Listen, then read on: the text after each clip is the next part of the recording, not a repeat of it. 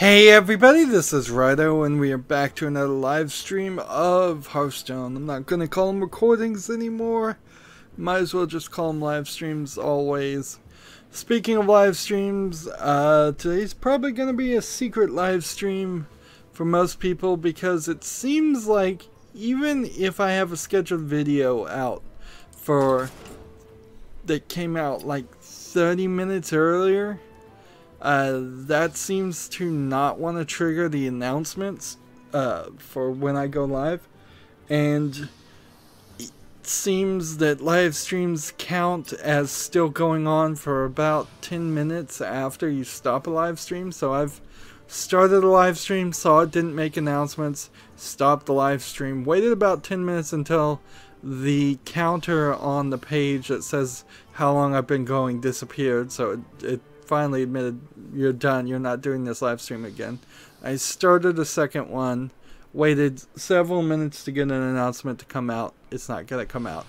Now this very possibly has nothing to do with actual duration of time, and even if it does, it seems I would probably have to inconvenience myself by simply not doing any work for 30 minutes to an hour of when I want to stream, just so that I could hope I get announcements, and that's not worth it. So probably nobody's gonna get online, which kind of sucks.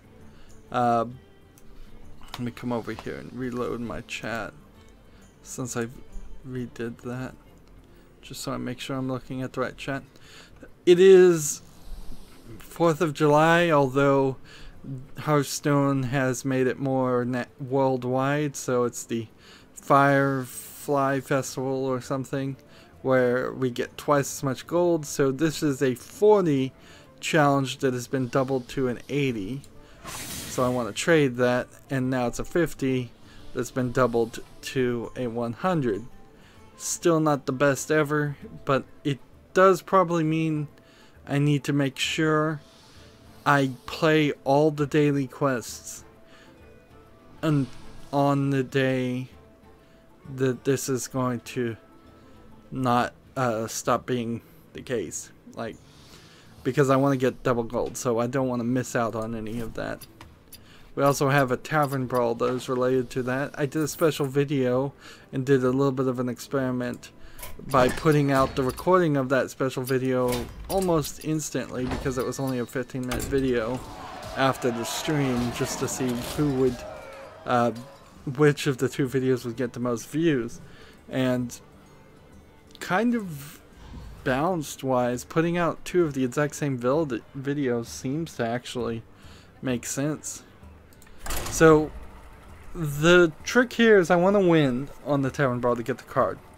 I've already played once, and it said that I did the quest well enough to get level 1 fireworks, which makes me think maybe there's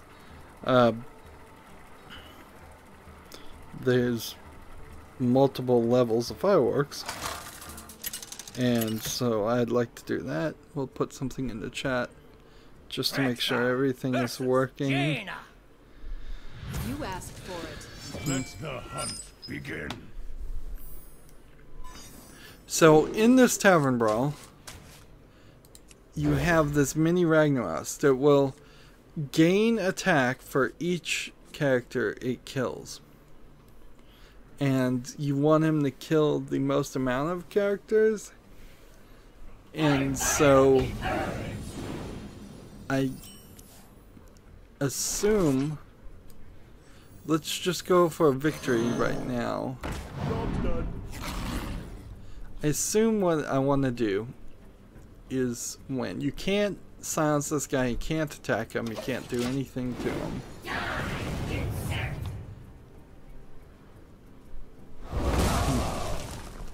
A mini rag attacks and it gains his attack. So now if we're supposed to be working with this guy, he would need to play either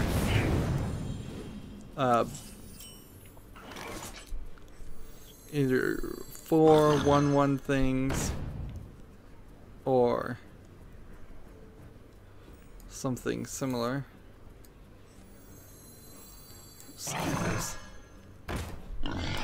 Now the problem is I'm playing as the hunter, and this would really only work well with the healer, so I could get a bunch of healing, maybe with the warrior so I could get a bunch of armor, because he's gonna get more and more powerful and eventually kill everybody. If we had the guy that would refill everybody's health, that would be helpful. If we had the druid that would do that, if we had the legendary that would do that, there's a decent combination, honestly. But this first time we'll play, I want to just see what happens. Playing the mage, pretty common to play the ice barrier. I'm looking very much forward to the next expansion. We're gonna really focus on trying to win at games. There's plenty of, since we can get daily quests done with friends, we can probably get it done with a lot of people. And see, here's the problem. We've got an 8 character here. This 1 damage to all other minions. Like, why do I have that guy? I should not have that guy.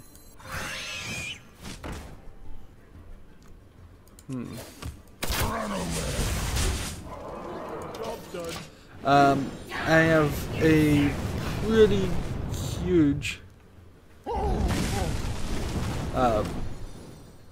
pretty huge list of things to do.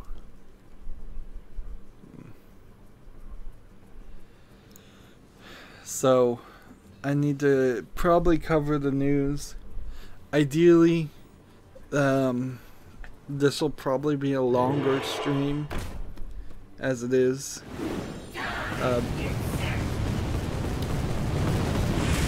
Even though I already kind of know nobody's gonna be on there.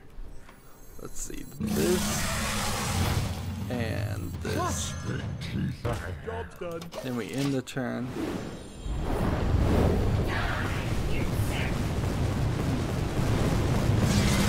What's funny is this guy stays alive because of the way it interacted. But unless this mage can do something, that's gonna be the end of this run. Like, a taunt isn't gonna protect them.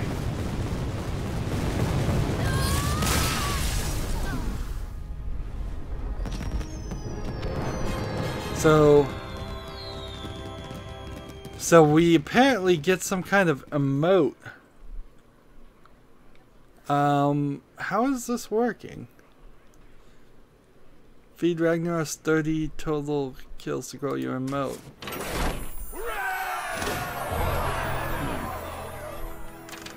So we get the card pack, which is the most important thing, really.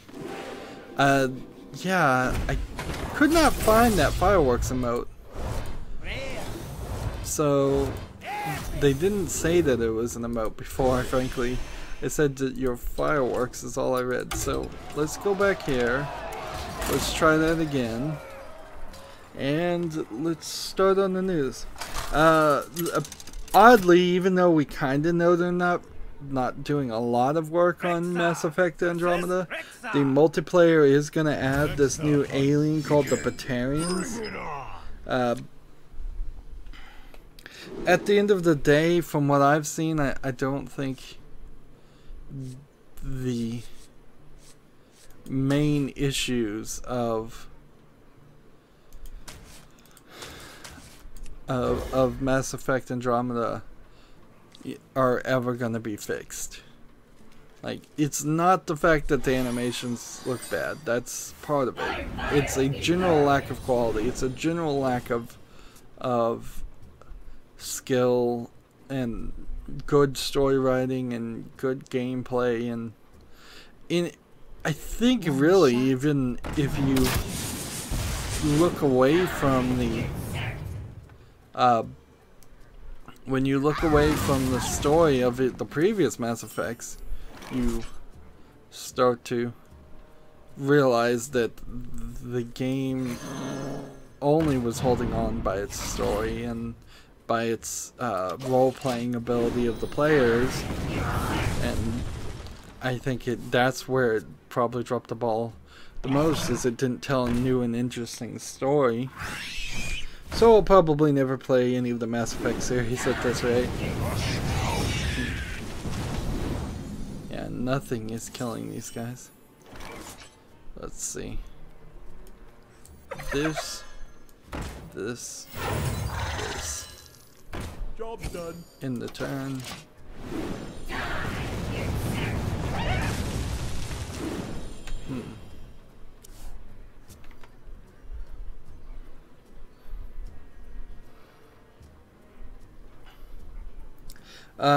There's a new game called Aztec, which is a 2D beat 'em up that's set in ancient Mexico, coming out on August 1st, 2017.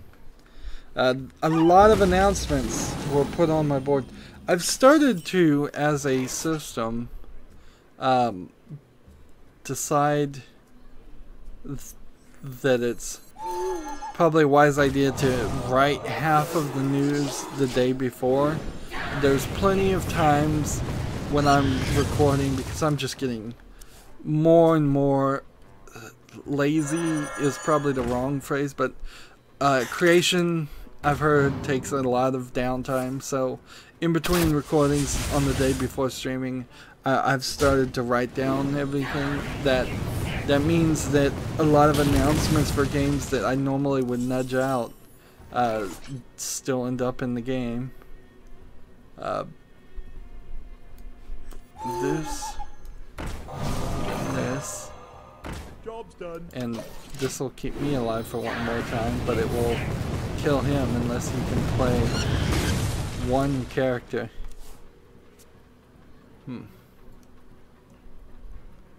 Like, there's really no way to survive this.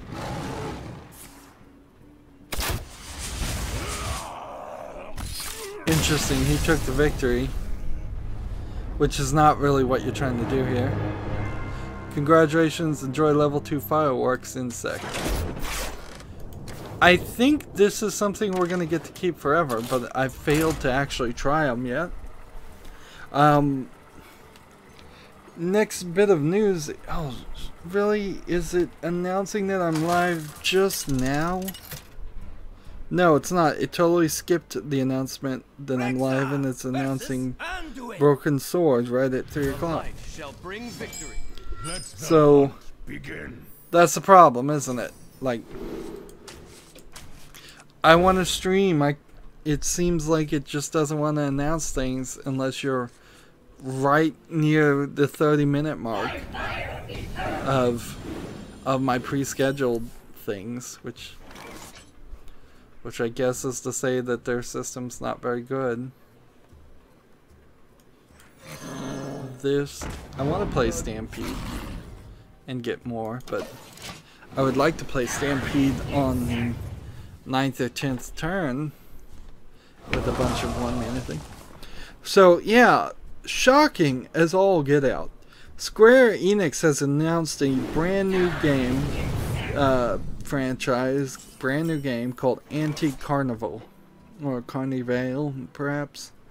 Maybe it's misspelled there. I think I wrote it down right.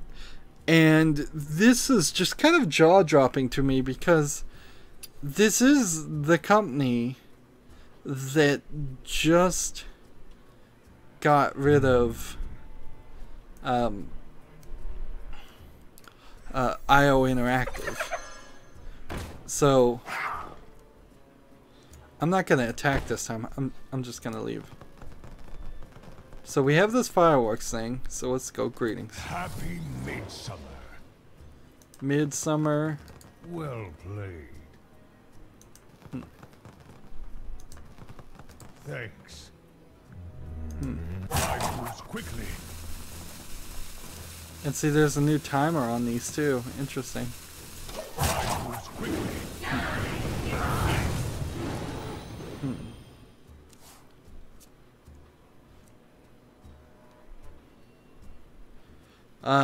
So yeah, Square Enix just got rid of IO Interactive to theoretically save money.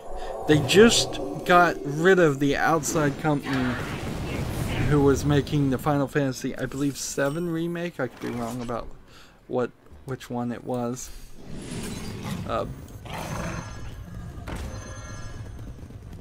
And yet they feel that, so you get these little fireworks with Astounding, I guess. Maybe with all of them. You wish to live forever. So it felt like Square Enix was really going out of business, and that's doesn't seem to be the case. Now it seems completely different. Job done. Darn it.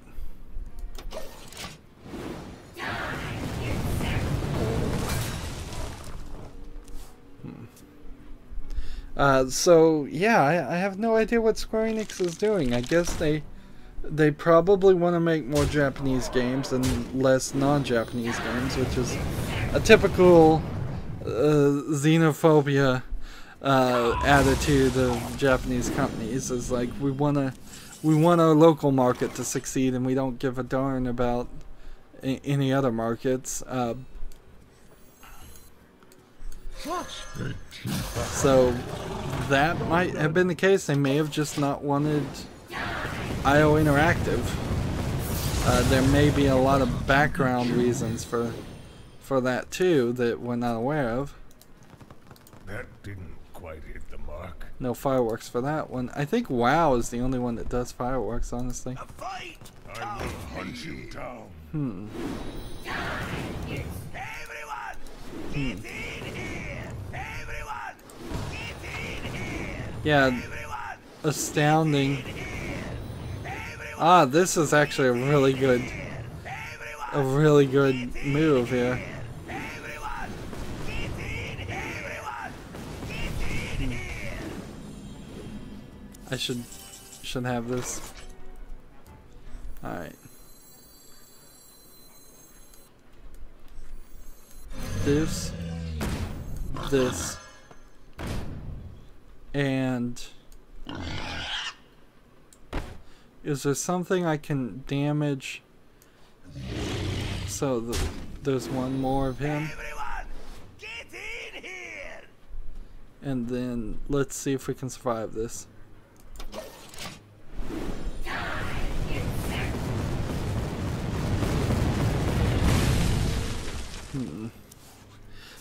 There's a new game coming out for the Switch and Vita in 2018 called Penny Punching Princess.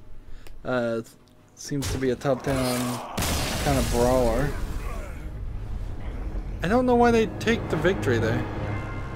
Feed the Ragnaros 60 minions for your last emote. Okay, so we're not that far off from being finished on this. I'm glad it didn't go on forever. They could have certainly gotten a little crazy with this tavern brawl and wanted you to play it 10, 20 times. There's this game called Sheep Solitaire game that's coming out for the Switch on July 6th. And then there's a game called Indivisible that's coming out for the PlayStation 4, Xbox One, Switch, PC in 2018. So I got a lot of announcements here. It seems, I think, in part, a lot of games were mentioned at Anime Expo. I saw a similar issue with E3 where a decent number of games that weren't immediately covered got mentioned a few days later. Maybe Anime Expo is still going on, so I'm getting staggered releases. That might be the case too.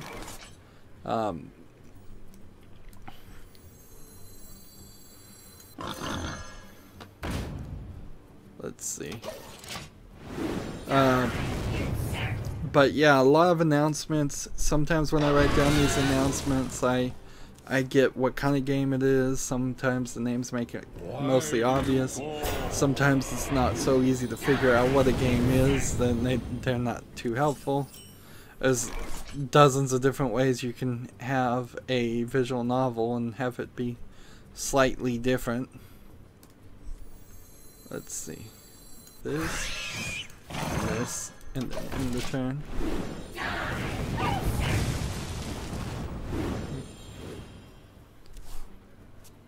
Lords of the Fallen 2 team has been downsized, and the scope of the game has been greatly reduced.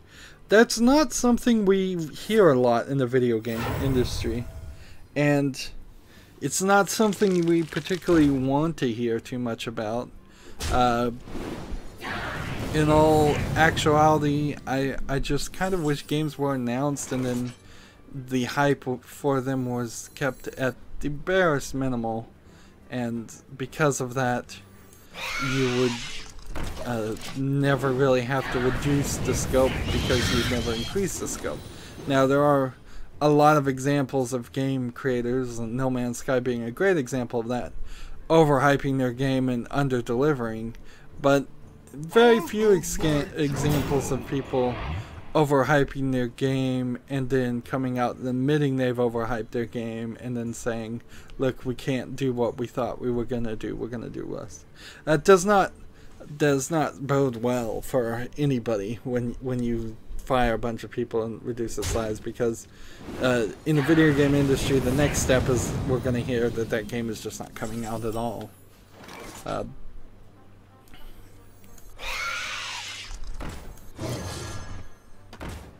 see. League of Legends RP, which is their currency, has faced a 20% one-time hike, although it's very possible it may get another one-time hike in the UK following Brexit. So the value of the pound is going down, which honestly, that's bad for the UK. But I've always felt the fact that the pound was about 1.5 times the dollar probably spoke to a lot of inflation. And I'm no economist that has specialists, well, I'm no economist period, but I haven't been paying enough attention to it. But I would there was a big banker crisis in the UK too, which like there was in the United States, and that kind of makes me wonder if it's possible that they had an overinflated market and the value of their dollar was overinflated too. That's almost certainly the case in the United States, if I was to guess. I think we're way overinflated, and if there wasn't so much stock manipulation and speculation and investing in all of this, if a dollar really just meant a loaf of bread instead of a dollar also being able to mean some tiny percentage of a company that's making up its own evaluation and is in no way really worth what it's saying it's worth, I think currency, the value of currency would be a lot different and a lot more stable. Yeah.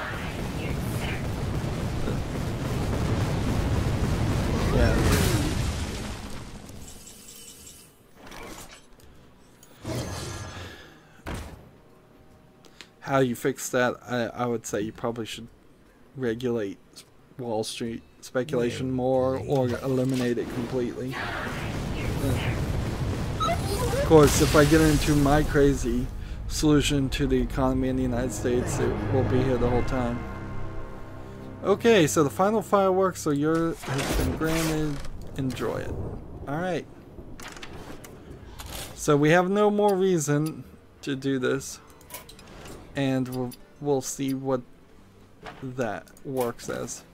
We now have to play 5 games, 15 demons, and win 5 games with the warlock. So that's easy enough to do. Let's play our demon deck. Let's see. That would be over here. Ranked, wild. It's been a new month. Homebrewers are still making NES cartridges. That's kind of news to me. I probably had heard that before, but it's an interesting thing. There's a game coming out in fall 2017 called Demon Gaze 2 for the PS4 and Vita. I'm just going to breeze through all of these announcements at this rate. Nintendo has dismissed the idea of entering the PC market in the latest shareholder Q&A. That's Nintendo of Japan, and it shouldn't really surprise anybody. My dude. Let the games begin. Your soul shall be mine. Right now I'm having a struggle with trying to save electricity in the middle of the summer, and it is not the greatest thing to turn down your air conditioner, or I guess more technically turn it up.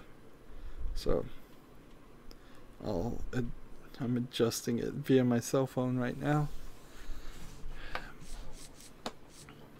Yeah, I'm really trying to push the limits on the smallest amount of electricity one can use while still being comfortable.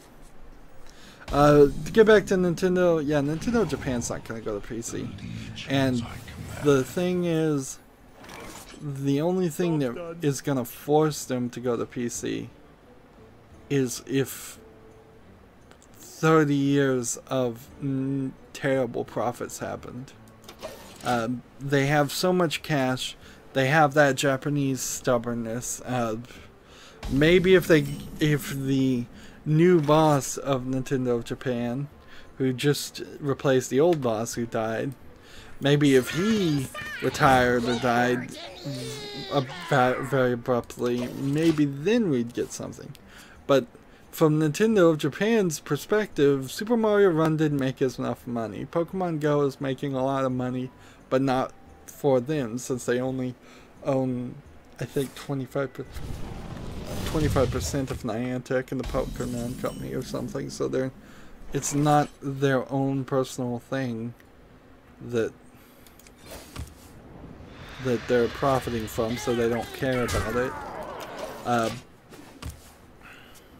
If the Switch fails miserably, yes, but then the Switch would have to fail miserably in Japan, and so it's still going to take 5 to 10 years before them to get the message. I mean, right here you have people who own shares in Nintendo of Japan, and they won't even listen to their own shareholders. So I suppose maybe that would potentially force them into the PC market, but then they wouldn't be happy about it, so they probably wouldn't do a good job anyways and just sabotage it if there was a shareholder revolt.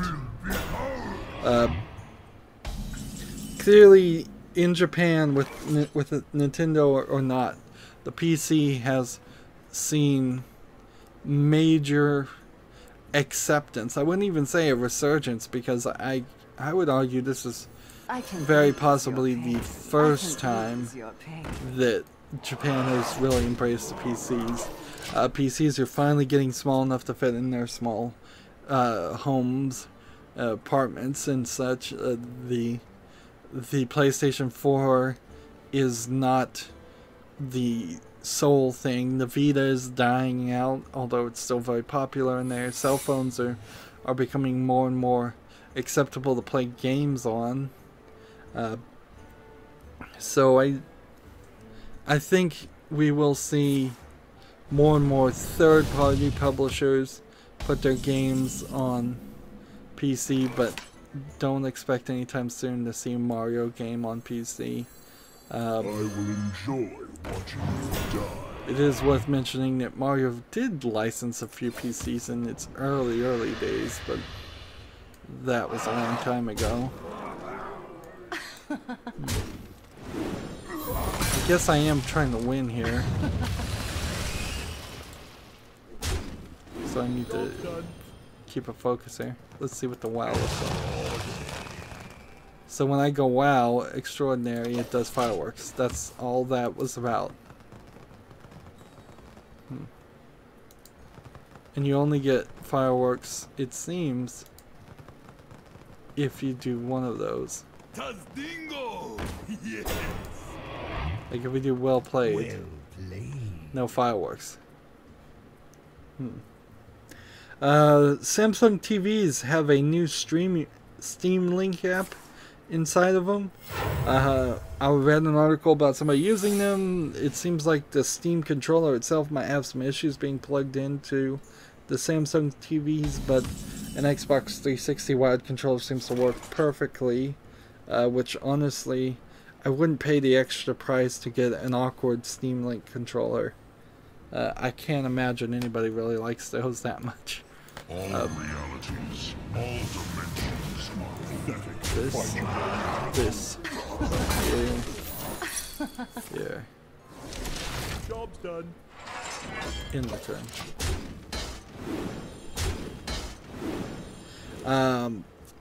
A Super NES Rayman prototype has been unearthed, so right around when they were they're gonna release the Super NES Classic with Star Fox 2, we're also potentially gonna be able to illegally download ROMs of the SNES Rayman prototype, which is probably, if it's a prototype, then that means it's not gonna be finished.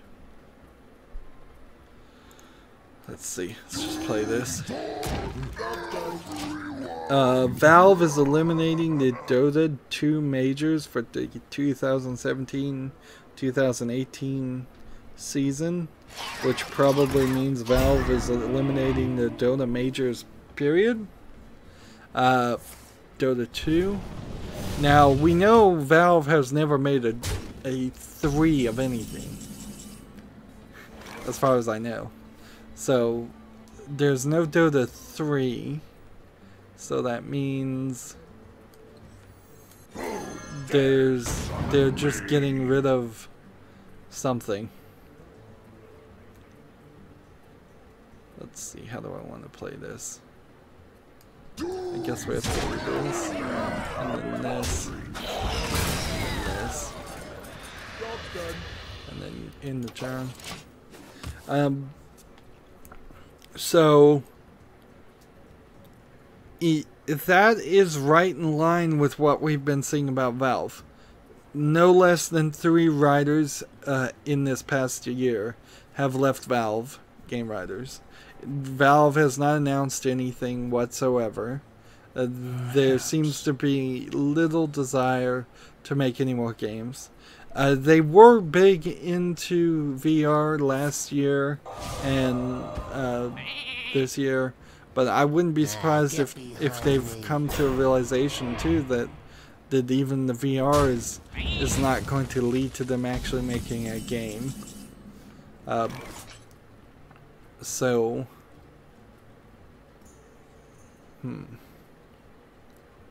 so as that sits, I would not be surprised if it turns out that we are approaching an announcement or just a slow, tacit realization that Valve is never going to make another game at all. Now, I would put my own personal editorialization here. The thing that probably stops Valve from making games more than anything else is Gabe Newell. Like, Gabe Newell is too kind-hearted, too nice to be a boss. He doesn't really lead. He doesn't really force people to do anything. He said so as much himself. And Gabe Newell, to me, and I could be wrong about this, but to me, he looks very, very unhealthy. I would not be surprised if he came out and announced that he was going to retire, or if he just I don't even want to say it, but I wouldn't be surprised if he actually just died in the next year, or just got really sick. Like, there's a lot of different reasons why I could see Gabe Newell not being in charge of Valve, and I don't know if there's really a succession plan. I think Valve is a private company, so I don't think there's a board that would vote in somebody else. But somehow, eventually, somebody new would be put in charge. And maybe if somebody new was put in charge, they wouldn't be so nice. Maybe they would change their style. Very likely they wouldn't, though, because all of Valve is built around that culture of doing whatever they want. And so it almost more likely would have to be that Valve, the runners of Steam, who are highly unlikely to fail, would have to fail enough that somebody could come in and take control of the company. And that doesn't seem likely to happen. Dare summon me. A paltry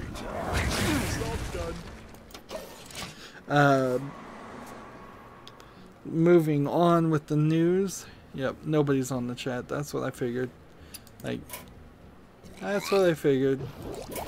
Because nobody would see the announcement, and when nobody sees the announcement, even me personally wouldn't know I was streaming, even following myself, because you'd have to be looking at your stream feed, which I certainly check my YouTube stream feed rather regularly, 10-20 times a day, but that's still plenty of time to miss an hour stream. But maybe eventually people will. I should have actually drawn a card first, then played this, but whatever.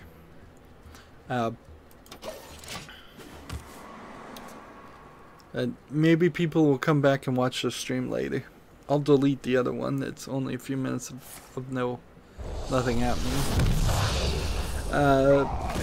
Over 500,000 Pokemon plushies that were counterfeit have been confiscated in South Korea. Counterfeiting in Asia is pretty common. But it's kind of interesting that South Korea, who frankly isn't too happy with Japan, and none of the Asian countries are, they all kind of hate each other, would even care enough. If this was in China, I don't think they would have ever been caught, because they would have just been able to bribe the police, so the police wouldn't care. Why do you call? To the void. Oops. I think I should have drawn a card before I did that.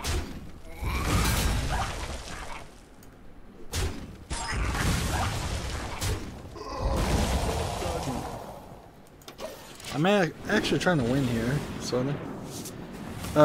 There's a game coming out this summer for PC, iOS, and Android called Terra Battle 2 and Terra Wars. 2 games. So that's another announcement. These announcements in between actual news stories are it's a very odd way to cover things. That's why I would ideally want to write these down and sort them. Platinum Games has seemingly teased Bayonetta 1 and 2 for the Switch, in the sense that there was a blue and red image of a Bayonetta in her form, I think, in Bayonetta 1 and Bayonetta 2, and the default Joy-Con colors are blue and red, or at least some of them are.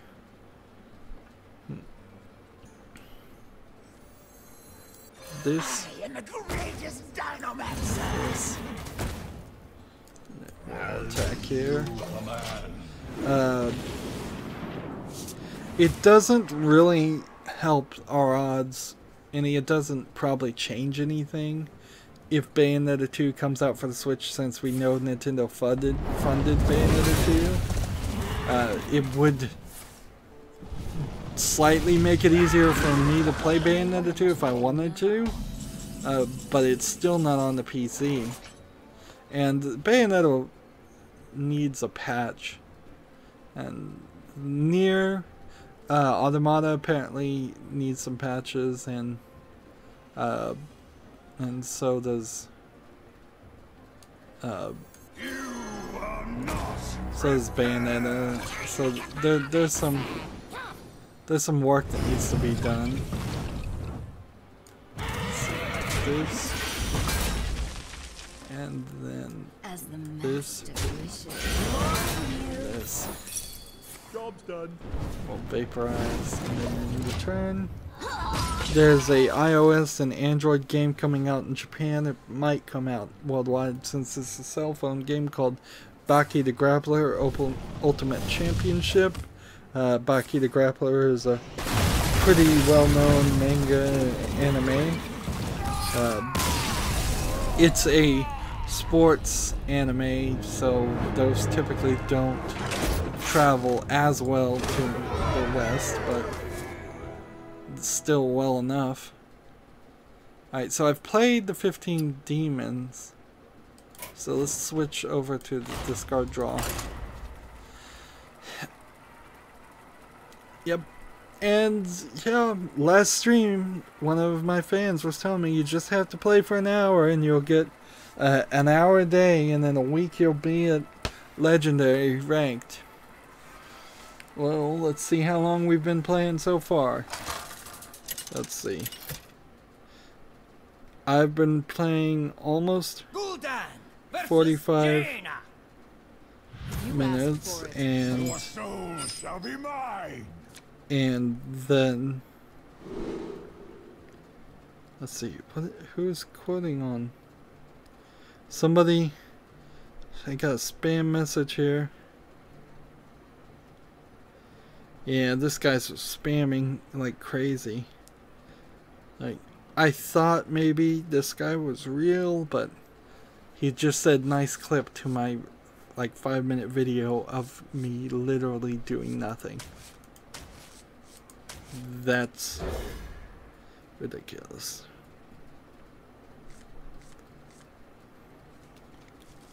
Flag is spam. Reported. Reported. There you go. 2 reports of you spamming the exact same thing.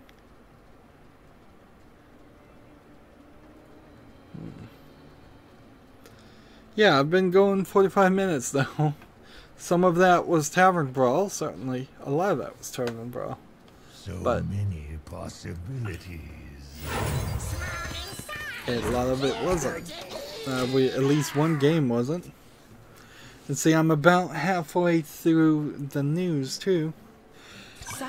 Prepare your hard drives, because if you want to play Forza Motorsport 7, I think this is on the Xbox.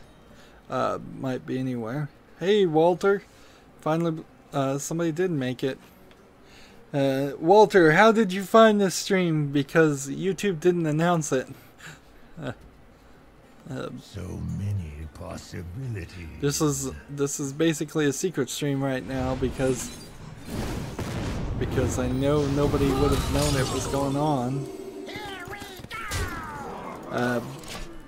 Anyways, back to news. The Forza Motorsport 7 download will be a little bit less than 100 gigs. So, I'm not sure what a original Xbox One came with. I would assume it's somewhere close to 2 terabytes of space. But it seems like that is a massive amount. In comparison, we are now hitting the point where the installing of something would be 2 double-layer Blu-rays at 50 gigabytes, or 4 single-layer Blu-rays at gigabytes. That's when we start getting to the point that we were at with DVDs, where it was double-sided, double-layered DVDs, where you had to flip it over if you wanted the widescreen letterbox version, or if you want the full screen pan and scan version, you flip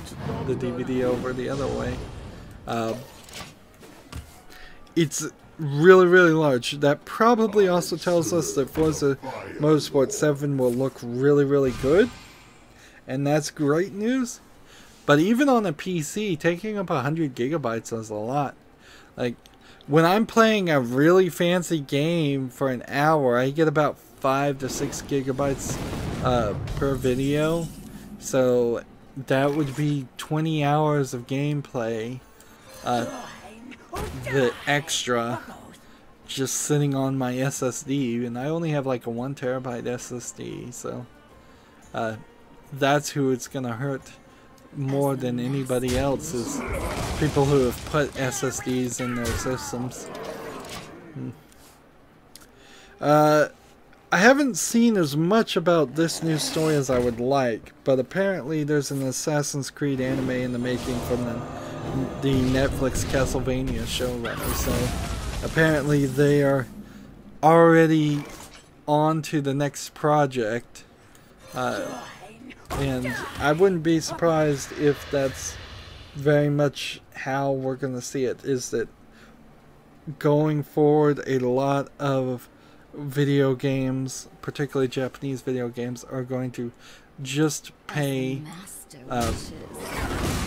Netflix to make a cross-promotional anime, and hopefully we find that it's slightly good quality. We don't need more bad anime versions of video games.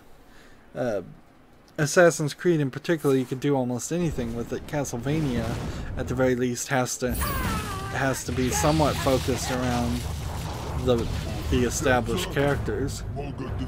So they're slightly different starting point. You are not the boss of me. Not the boss of me. Does this draw 2 cards from your deck?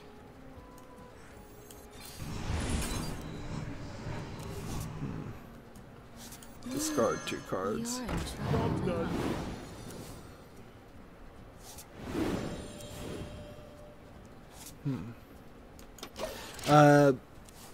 One of the things, the game I'm covering right now is Life is Strange, and it's certainly a strange attempt at a game. It's a better version of a Telltale game than what I've seen Telltale do, in an odd way.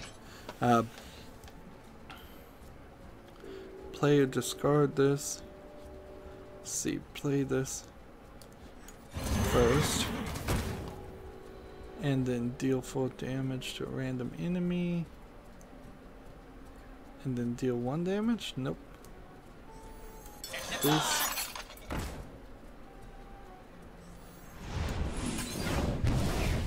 Draw another card that way. And let's go ahead and kill this guy. Oops. The thing about Life is Strange, though, is it probably would have worked better if it was just one of these Netflix choose your own adventure games, and probably all Telltale games would work better if they were just Netflix choose your own adventure things. The time rewinding, time skipping forward mechanism is very poorly thought out now that I've gotten further into it. It just doesn't work the way you would hope it would.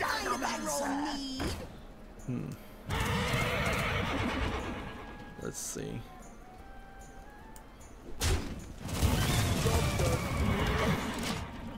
And there really is only a few points in Life is Strange that so far seem like they really matter. Enough points that you could have eliminated a lot of the interaction.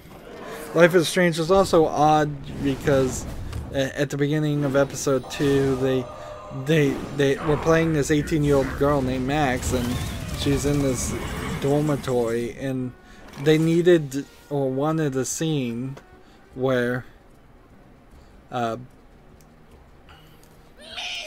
do this, and then do this.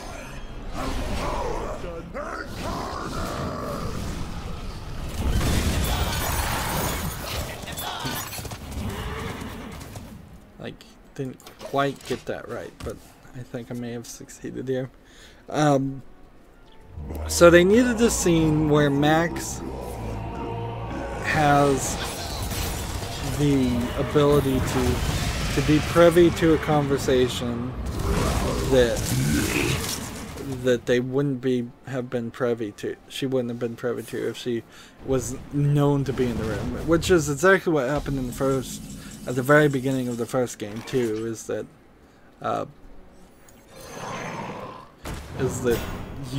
Max was in a position to see something that she normally wouldn't have been able to see otherwise. And so in the second season, in the second episode, they decide to have her in the shower while people are talking in this bathroom, and it's like individual separate shower stalls, but just curtains separating the individual shower stalls to the sinks, and that's where the other girls are talking. And then they decide to animate it, and they show the tops of her shoulders and her hair getting wet, which is ridiculous because the entire animation ability that they have is really bad as far as hair mechanics, and they should have used a much better engine and a different animation style for hair physics, considering she's constantly moving the hair out of her eyes, but the hair is just stationary, like it's been glued on with hair gel, and you don't see individual strands, you just see clumps of hair for this artistic style. So putting a water effect over that doesn't really help anything or show anything interesting, and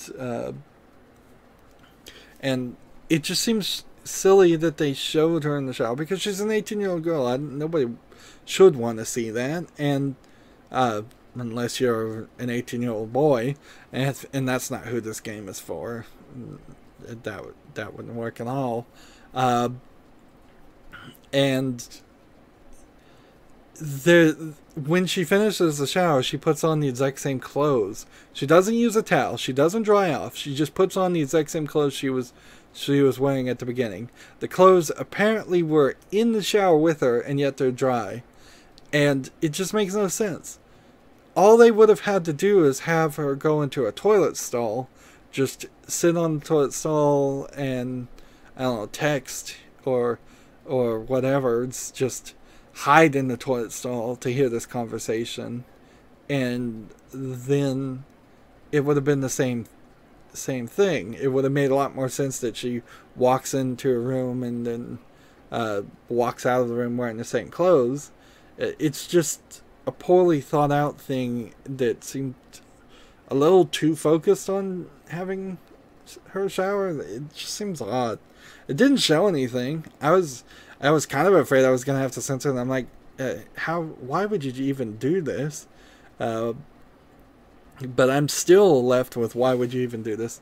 And it just really shows some bad writing that's in Life is Strange, and bad thinking of things. The story is pretty weak. Alright, we've been going about 50 minutes, so that's going to be the end of this recording, but stay tuned if you're watching it live. As always, I ask you to like, share, subscribe, comment, and watch every second of my videos. If you want to friend or follow me on basically any social media sites, there's a whole bunch of links down below. Thank you for watching. Have a good evening.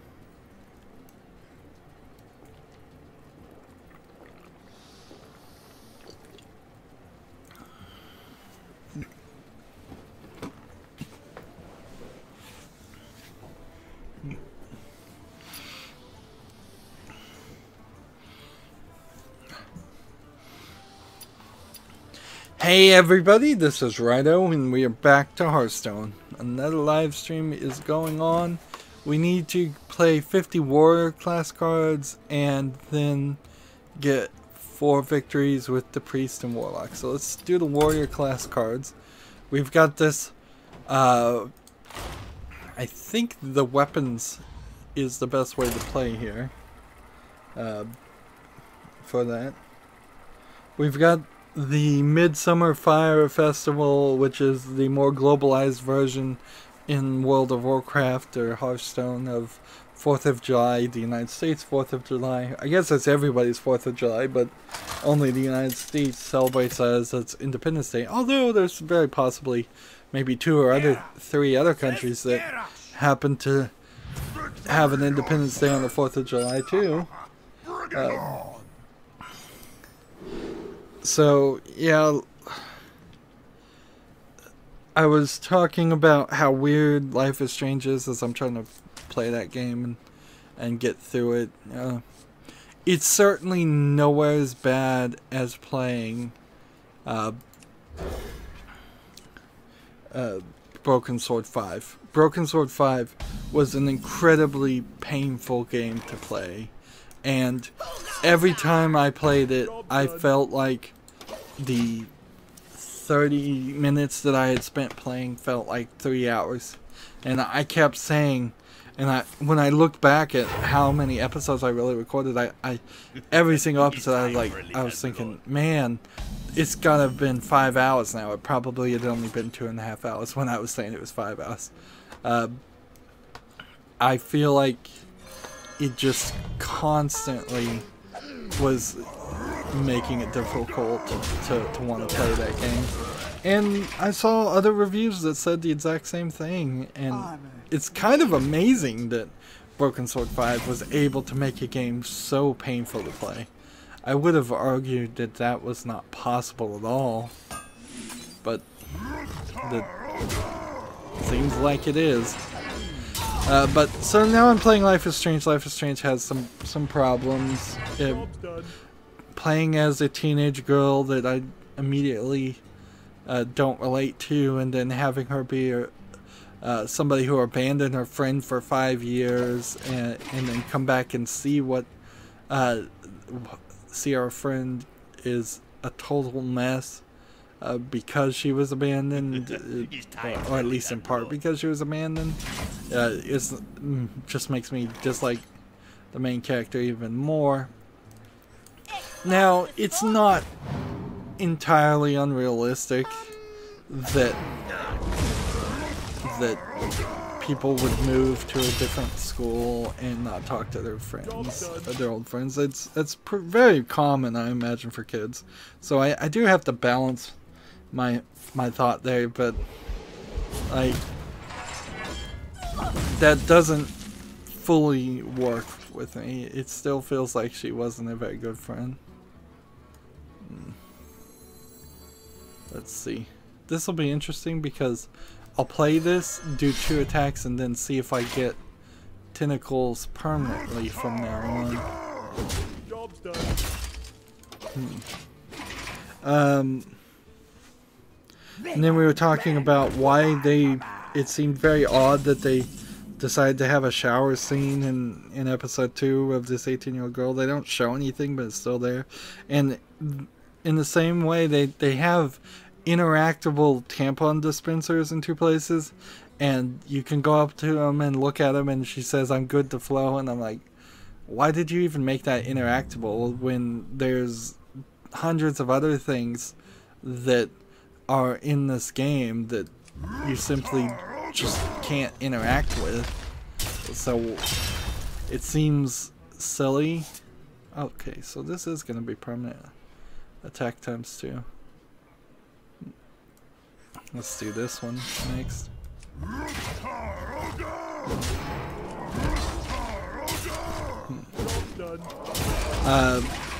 And it just seems like that's something that you could have... I don't mind them being there. I just don't think you needed to write a terrible line of dialogue and make them interactable.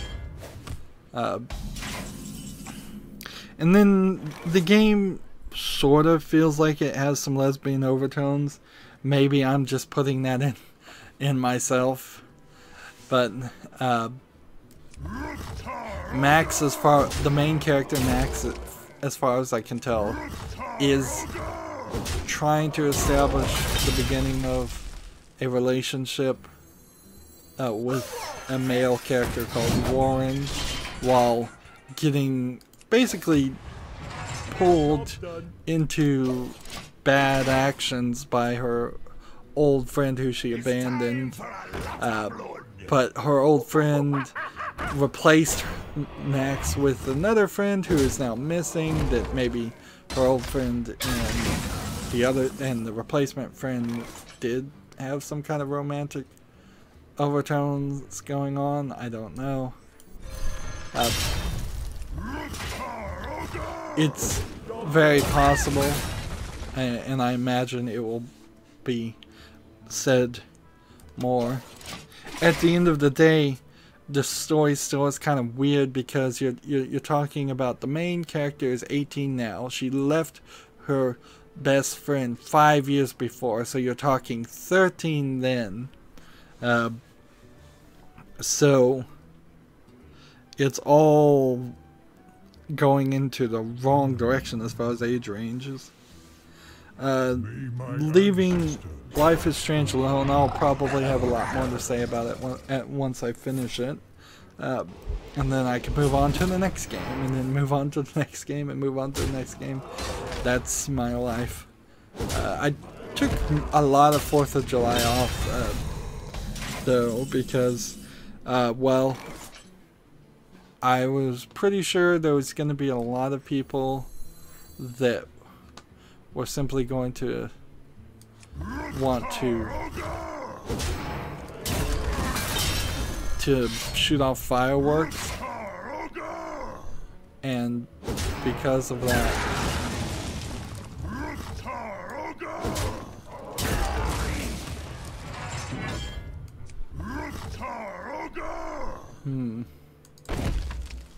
let's go ahead and end the turn. We're gonna lose here. So yeah, a lot of people were gonna shoot off fireworks, and then that was gonna disturb it. There was a big rainstorm, and so one day I was having power outages all day, and the power outages caused the internet outage to happen, because it always seems to for me. I'm lucky I'm even streaming today.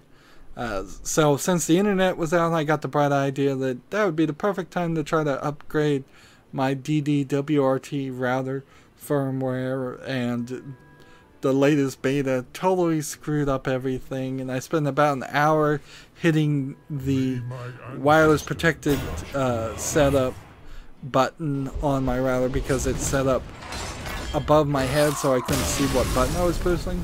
So I kept pressing that thinking I was resetting the router, and I wasn't, for about an hour, and I was happy to find out that was the case, because otherwise I thought I totally ruined the router and was not going to be able to fix it at all. Which is brand new, so that's certainly not something I want to do. Let's see if we go to the other warrior. I think if I go with the other warriors, I'm not actually playing warrior cards, so I'm gonna just stick with this. But the latest beta version of the software totally breaks the web interface, so you can't even get back in it. So I had to erase all the settings and then go back to the old version and then reload from a backup, and frankly the beta version that I'm using, that's not the most latest beta version, does get the Wi-Fi to work. I've been using it for about a week on just one device, and now I'm well enough to it that I'm willing to let the rest of my network try it, and we'll see if anything happens there. But so yeah, I spent most of yesterday messing with the router instead of recording, which is not good. This is how I fall behind. I overcommit and I underdeliver as far as video game footage, and I need to do the exact opposite of that. Let's go ahead and do this. And the turn. Moving on with the news, Uppercut Games is a new company, or not a new company actually, but it's the new name of a bunch of Irrational Games veterans. So people who worked on BioShock that didn't go with Ken Levine and his small team to Ghost Stories games. I think is the name of his company. So Irrational Games basically just got broken up after BioShock Infinite. Although I wouldn't be surprised if it started getting broken up after BioShock 1. BioShock 2 was made by a different company. And the people that didn't go with Ken Levine apparently went to Uppercut Games, which is not the best name. And they've announced a new game called City of Brass, which is a first-person Arabian Nights roguelike. Well, if it's a roguelike, that's better than what... Yeah, I've seen some Arabian Nights themed games that were in MOBAs or MMOs, and that wasn't going to work. But they also made the game Submerged, which Submerged has a special place in my heart, kind of, because it's a game I've been wanting to play for over a year now, and I just bought it this summer sale. I had to really make a special effort to buy it because it wasn't really on sale enough, but I do want to play it. It got some game coverage, but not a lot. It's a short game, and just it's something I would like to cover because it's not really a indie game, but it's also not really one of these AAA games that everybody knows about too. And as the world fills with more and more video games, it's easily going to be forgotten. I imagine a lot of people don't even remember Submerged. Also, the name's not great because around that time a game called Salt came out, and every time I would think about it, I would think to myself, is this the game I want to play, or is it Salt, or is it a different game? We'll play this and irritate him. I gave him a better weapon. He'll probably just say thanks. Shadow of Mordor has added an update to allow your worst nemesis and followers to transfer over to a sequel. I relatively recently have played Shadow of Mordor, and I don't remember any of my followers and nemesis. So, like, I guess that's fine. I guess when I go play Shadow of War, whenever that is, I'll transfer the things over, but it's not going to be that impactful, and I imagine they're not going to be the main story characters anyways. Like, there was only one follower, one helper that was actually in the game, and had a live conversation, and I imagine he's not going to transfer over. If you have a minion with taunt, gain 1 durability, death rattle. Job's done.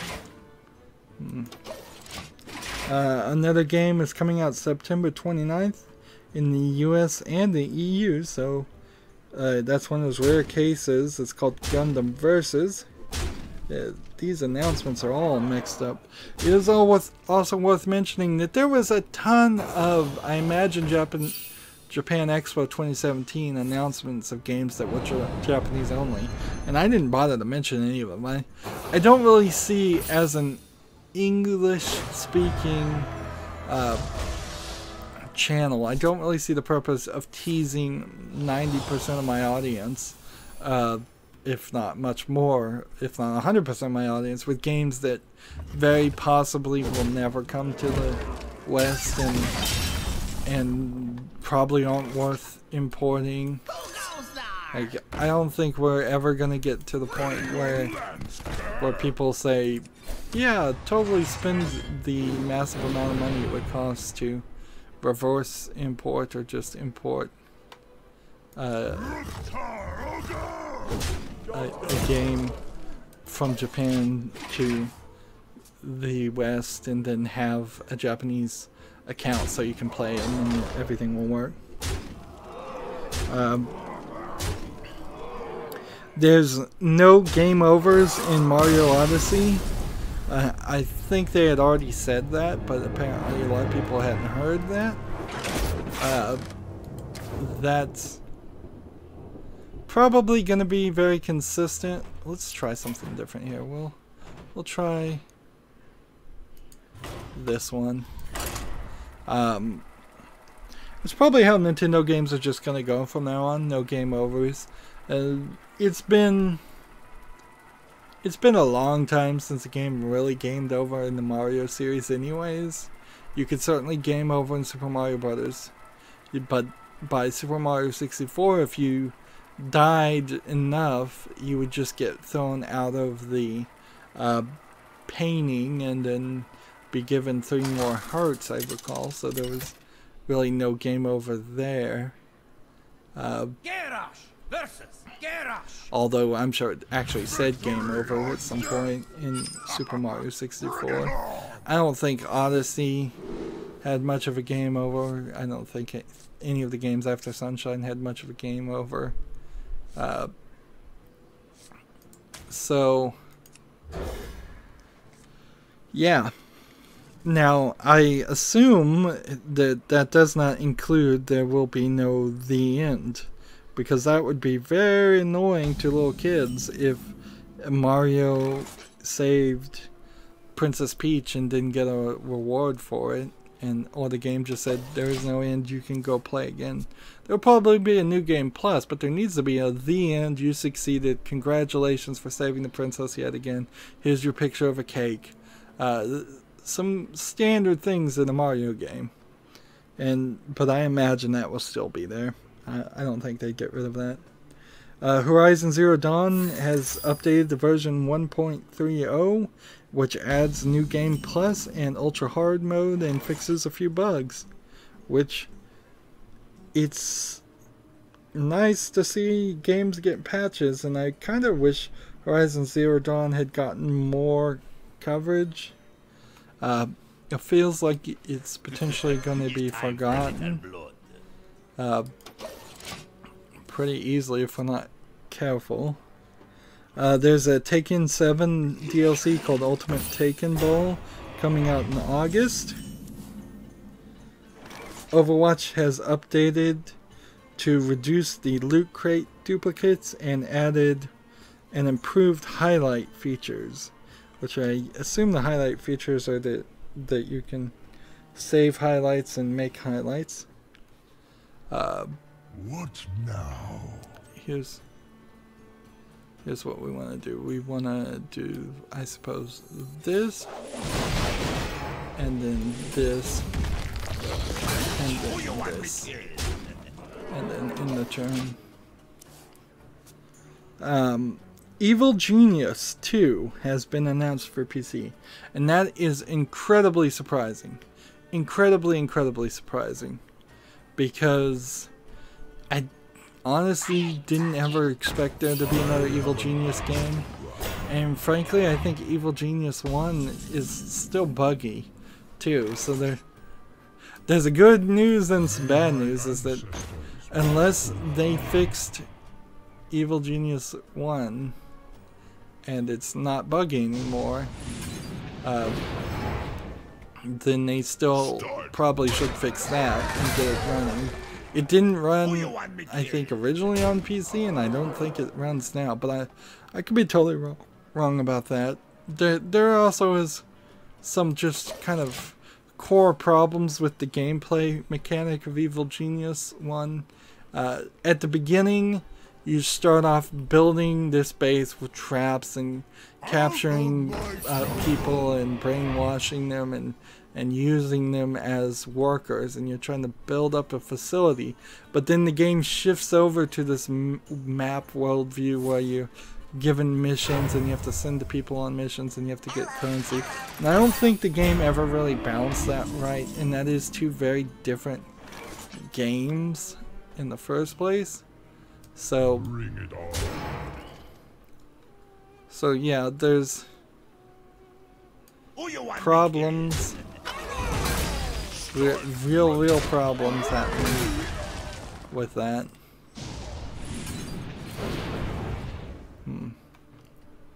and like, if they got rid of the overworld map in Evil Genius 2 and just had base building and all of that. I think at some point in Evil Genius 1, 2, you're supposed to leave your first base and go build a second base, and it's kind of a forced way to make you play the game multiple times, and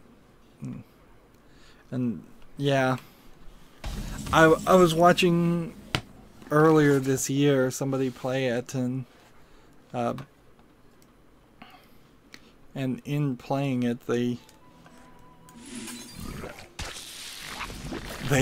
themselves got bored.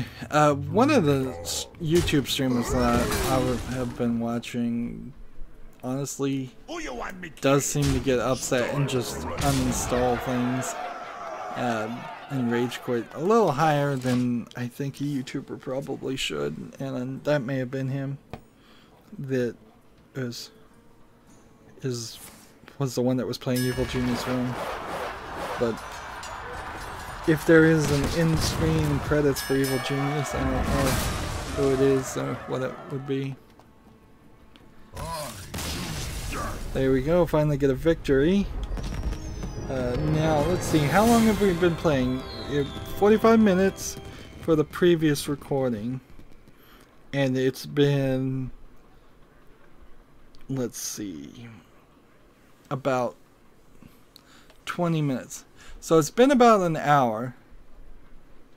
And this is, I think, my first victory. He ranked. Maybe my second. So when people come on the stream and tell me that you only need to play an hour and you'll be an hour a day and you'll be legendary ranked, it's like, not with my cards, not with my deck. I've been playing for an hour. I'm not even up to rank 20.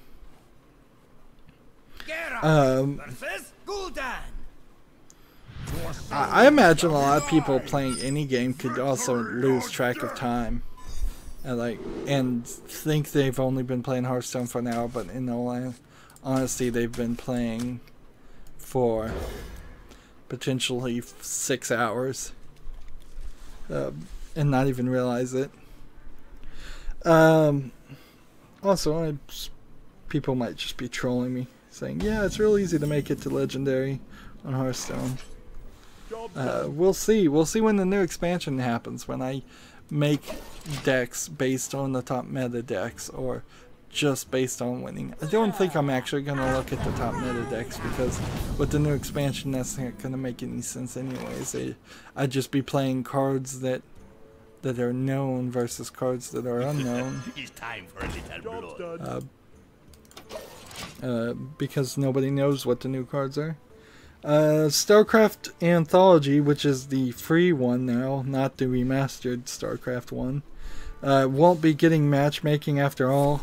They came back and said, well, if we do that and do crossplay between the free version and the new version, then there'll be a bunch of griefers. It's kind of probably not true. If we're just gonna be really honest here, the truth is they probably just wanted to make people pay for the remastered versions if they want to play matchmaking. Now, for the big tournaments and for people who are going to be playing local, which it still has that local land play like it always did, there's probably not going to be any big change. But this is one of those examples of a case where they should have just not said anything. Like, if they had simply said from the beginning, we'll think about it, or we're considering all of our options, or we have nothing to announce at this time, that's the way they should have responded there. Let's see. Digital Extreme, which is the company that makes Warframe, has revealed the drop rates for Warframe because of that Chinese law. Side effects? No. Every time this happens, though, we can only assume that's the drop rates in China. Drop rates may very well be something completely different in other countries. Open 4 is still in the news, although almost out of the news at this point. But in their return to being able to download Open 4, they have pulled the plug on Liberty City in GTA 5, which it seems now from that perspective that's all Take-Two and Rockstar cared about, was that they were upset with them taking assets from Open Liberty City and putting it in GTA 5, because that is probably something that were Rockstar smart enough and had enough team, they would do themselves and make some money off of. Strike. So if that was the only thing that they were interested in, though, I don't know why they didn't just say that in the original cease and desist or have that original conversation. I don't know why lawyers think they need to send a cease and desist immediately as their first thing. I imagine that's just the first thing any lawyer has ever been trained to do. Is don't have a conversation first. Send the lawyer, the legal team first. Just keep playing here. At least we're getting one thing done. There's a game called Yomawari Midnight Shadows coming out on October 24th for the PS4 and Vita and PC. These announcements are all mixed between the stories. Not very many stories at all. It's a horror top-down RPG as best as I can tell. And then the Pokemon Go anniversary event is happening, so you can get like an Ash Pikachu. Pikachu wearing an Ash hat with Ash's hairstyle. And I think some other things. Let's see. Well played. This one. And then this one. And then this one. And then that. Job's done. And then I don't think he can win this turn. Pokemon Go has reached 1.2 billion in revenue. And then our final news thing is China has now topped 25% of the game market.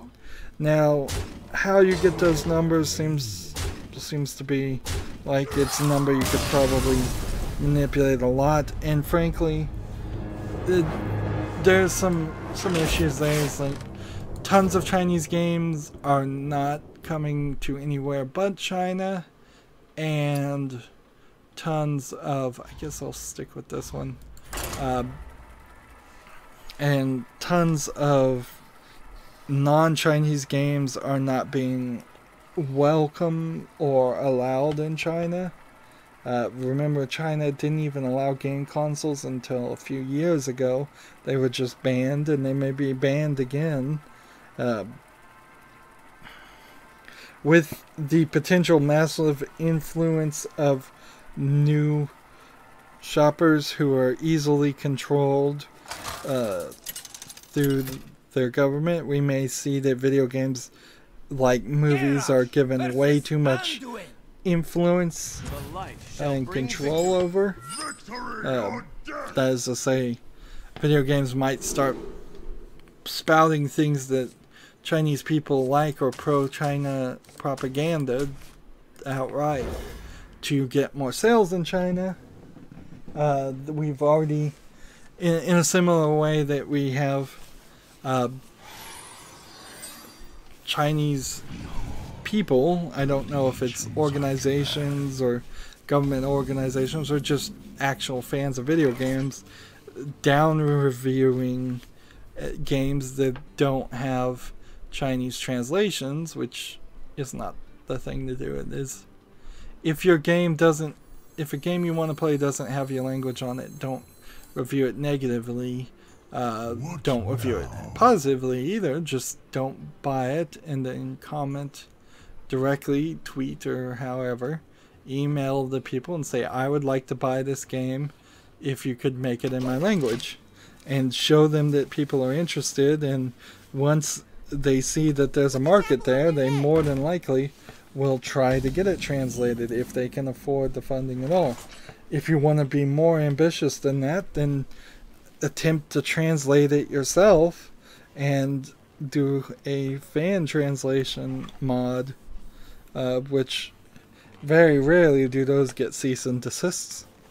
That has been what we've done for a long time as far as Japanese games that didn't seem like they were going to come over to America, and eventually now we're starting to see that they see there's enough popularity there that the Japanese games are by default getting real translations and getting sold in the bigger markets.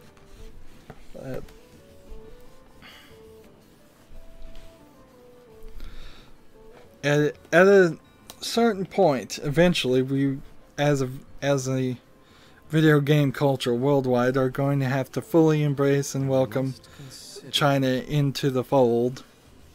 But we also are going to have to stand our ground to say our Witcher 3 game that is made by a Polish company is going to have Polish things on it, and no, we're not going to get rid of every skeleton in every game. We don't want this to be like Germany, where they're censoring or influencing the decisions of game creators because Germany won't let us have Nazis in games, even though Nazis have been our default bad guys for decades and decades. And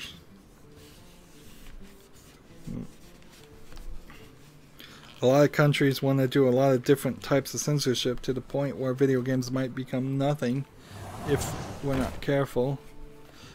Are we going to have to make a pirate island somewhere in the international waters where all video games are made and released? Just so the artist's creation stays the artist's creation. Damage meaning this, and this, and that. And that's it for my whiteboard, so we will now just try to focus on finishing the daily quest, which everybody left. Like, that sucks, because I could really use some friendly challenges right now to finish some of these daily quests and get these victories.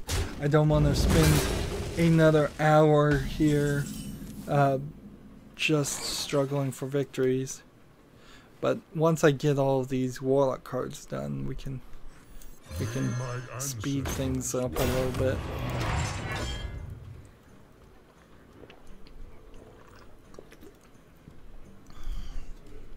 And see, here's the weird thing about the chat, is Walter came on and said hello, and that's fine. I like that. I like when people say hello, even if they don't say anything else. But I'm starting to wonder, has Walter ever said anything besides hello in the chat? Or is, like, here's my paranoid thought, is that potentially anybody and everybody that gets on my chat, that subscribes to my channel, is just a bot. Some kind of canary for spamming.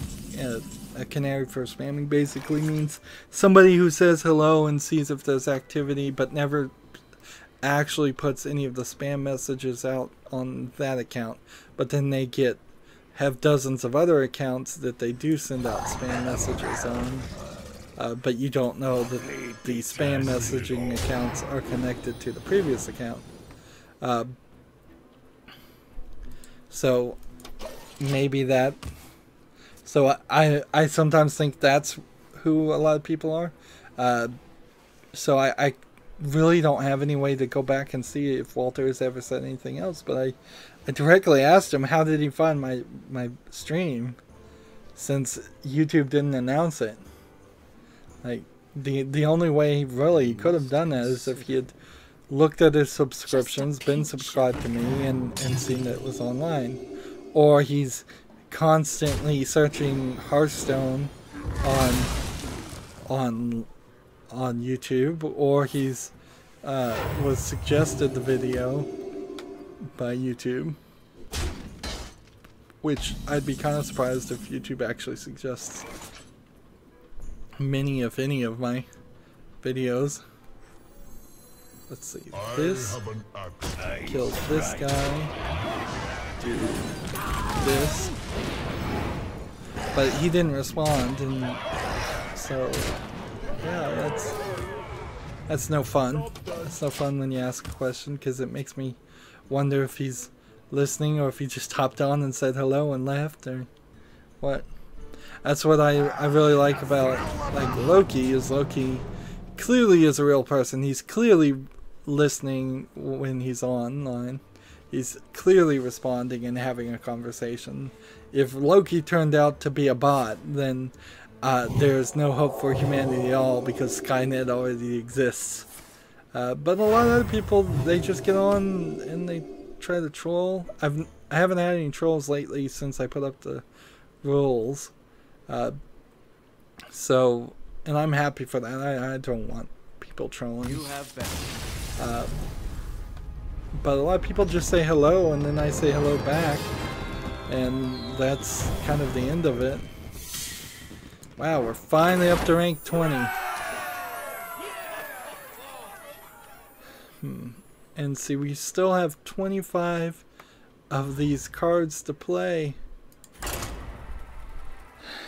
This is gonna take a while. This is gonna take a while.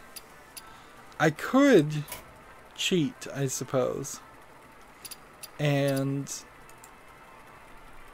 copy out one of my decks and just make warrior cards.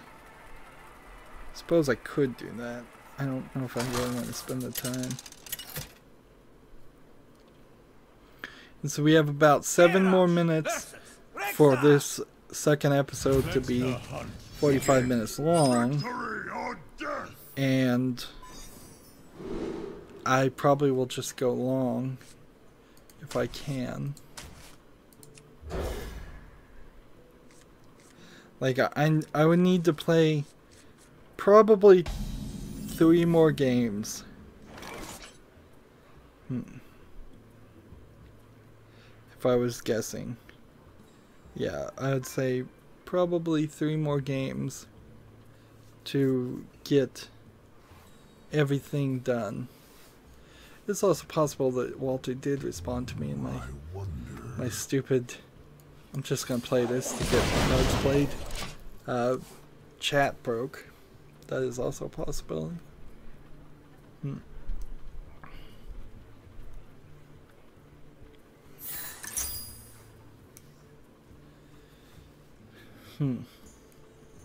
More than anything right now, I want this to go fast. Just keep these cards going. Let's see. Play this in the turn. How many of these are... Yeah, there's some information that this old style of appearance doesn't tell me on Hearthstone Deck Tracker. One of the things we were talking to Loki about was that he could probably stream his own on his own channel, and as I was thinking about that, if I ever get a second, I feel like I need to do a updated version of just, here's how I stream with OBS Studio now, here's the software I use, here's the settings I use. Not so much focused around Hearthstone deck tracker and how to install it. I'll talk about like all of that, but in all honesty, I don't think people need help installing it. I think it installs itself pretty much the way it by itself, and people probably don't need help. Let's see. Dark appearance, light, card theme, light. No, I don't like that. Dark. No, I don't like that. Frost. No, I don't like that. Minimal. Yeah, I don't like that either. Let's see. Rarity card frames. Rarity card gems. What now? Red green text. Use metro animations. It doesn't seem like there is the thing I would need to know whether a card was a warrior card or a neutral card. That's what I'm trying to see here. And it doesn't say on the Hearthstone deck tracker anything like that. So yes, on my list, my extremely long list of things I plan on doing, eventually I plan on doing a newer version of just how to record with OBS, and very possibly it will become my second biggest video ever, and it'll be another how-to video. I have an axe to grind. An interesting thing is I started watching Co-optional today, and I haven't finished it, and they were talking about VidCon, and their perspective on VidCon was they took something away from it very different from what I was taking away from it, in the sense that they felt it was full of cult personalities, like people who are desperate for attention, little kids basically, narcissists, and people who have gotten too much fame and don't know how to act like a normal human being. So in a funny way, they're kind of hating on themselves, because VidCon is certainly for Total Biscuit and his friends. Start running. Let's see. Let's keep doing this.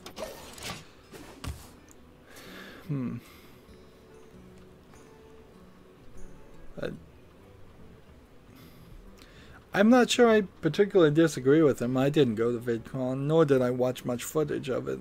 I just have seen probably 3 different people say 3 different things that all kind of line up about how people who want to be on YouTube are becoming more and more the people that make the terrible videos on YouTube.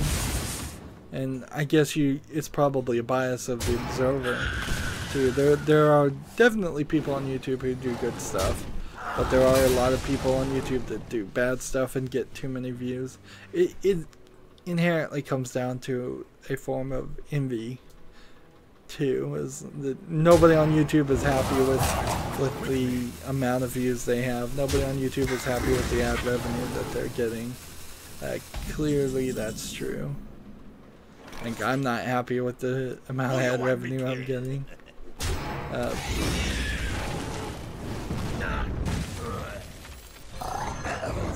This. Attack here. Attack here. In return. I don't think VidCon really needs to happen. I think that's the exact opposite of what YouTubers need. is they don't need a conference for themselves where they can separate, and they certainly don't need a conference where they could go and then have a bunch of fans of their shows worship them. They need to be on the street, honestly. They need to, how can you say this? They need to be focused on the average person, the person that's not watching their videos. Like, the people that they're trying to reach, the people that they're trying to entertain. Your fans are your fans, and as long as you don't change too much, you won't lose your fans. You need to always be focused on gaining more fans until you're up to PewDiePie levels, and then you can be happy with your amount of fans you have and just live with it. But most people aren't up to that point. So, yeah, I think YouTubers need to stay grounded. They need to realize that there's a lot of people out there who have a lot of different opinions and a lot of different perspectives. The old grannies, the old war vets, the Amish, the people that won't ever even watch your channel, still are people that you might want to consider and not marginalize or think that they don't count. You need to try to have as worldly of a perspective, as large of a worldview as possible, I would say. And that's kind of surprising that YouTube, well, it's always surprising that when YouTube does or doesn't do anything, because they seem to just be this random thing half the time. But it's surprising things like the chat doesn't translate automatically from different languages like Facebook or Twitter does. I think Facebook does that, if somebody's Spanish does that. On Twitter, it clearly says translation powered by Bing, and Google can translate things, so why does that not happen? It's also surprising that they haven't really succeeded in having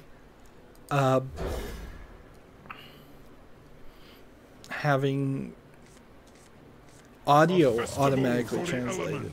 They occasionally point people towards community contributing subtitles, but it's nowhere as good. So I don't know if YouTube is just falling behind or what. But we certainly aren't doing everything we could do to embrace everybody. Let's see. What was I gonna do here? I think I was gonna play this first in the turn.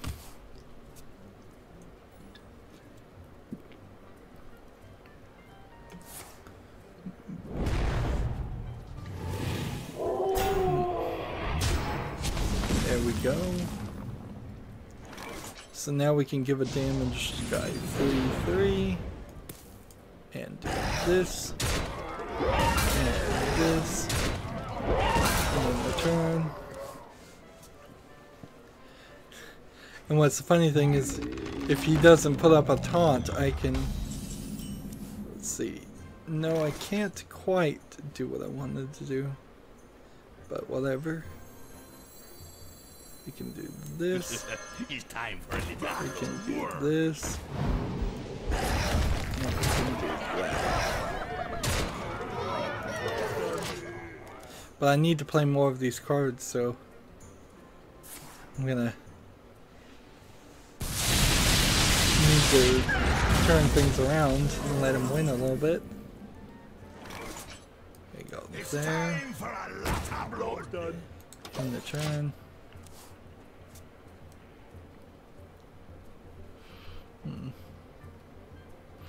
Honestly, I think YouTubers should probably go to PAX if they're going to go anywhere for video games. And even if you're a YouTuber that doesn't cover video games, PAX or maybe San Diego Comic-Con, but probably I'd say PAX is probably your best bet.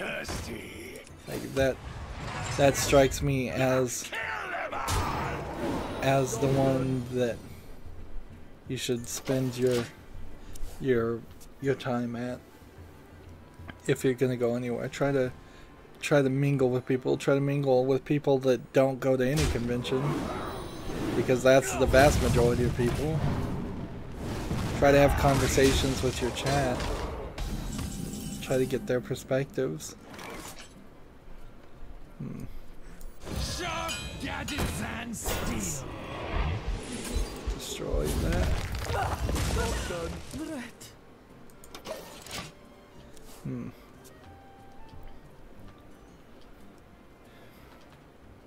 You cannot stop the cloud.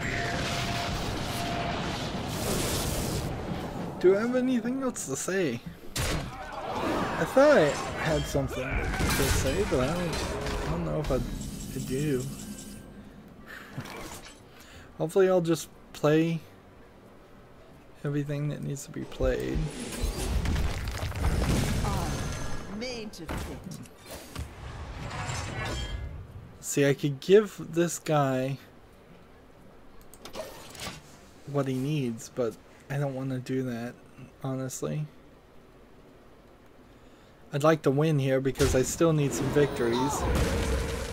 I'm gonna have to go to casual victories after this. And see, we're 5 minutes over, and I don't know if I really want to make a extra recording, as that is.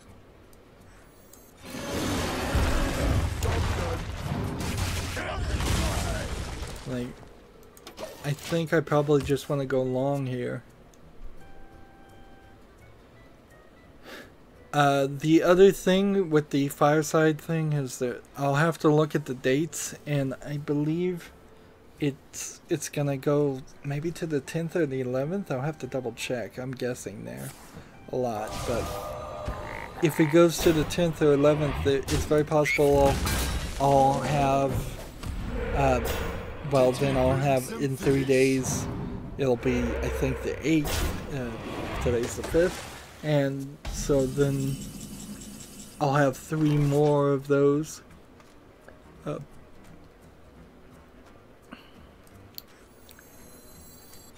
my ancestors.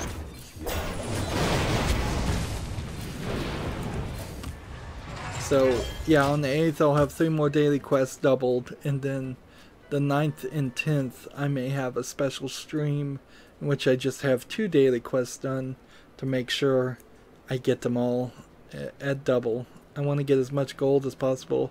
This doubling of gold will probably push me over the 10,000 mark. Now, however, with the new expansion, if I'm going to get 50 card packs of the new expansion, which I am, and then probably going to get 50 card packs of the old expansions, which I'm hoping to do, yes, then that'll wipe me out right back down to 0 gold. So any requests to do arena runs are going to be out the window, which is fine. Like, doing arena and trying to get up ranked, you have to have a lot of time to do both of those, because those things do not work together. Either you spend your time doing arena runs, or you spend time playing your ranked play. And there must be a certain point where Trump and Criterion just get to a certain height or only do so many ranked games per day. And I don't watch them enough to know if this is how it goes, but they must at a certain point just stop, because then they go over to arena plays. And it seems like you probably get more reward for doing arena games than just playing ranked all the time. Yeah, you almost certainly do, particularly if you're going 8 victories on average or more. I would like to win here, but I will take just playing more of these warrior cards. Am I done with the warrior cards? though. Probably not.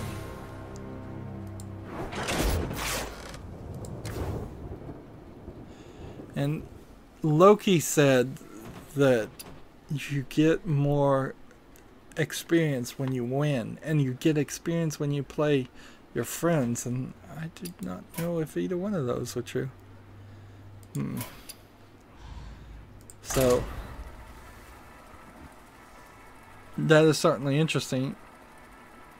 So in this one, I just want to play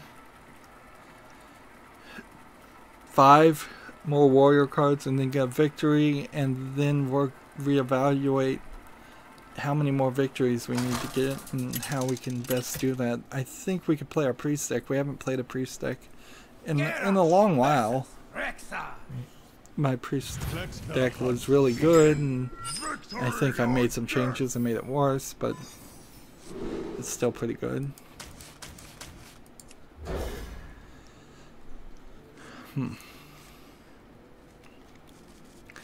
It's a shame I couldn't find a way to force YouTube to announce that I was streaming.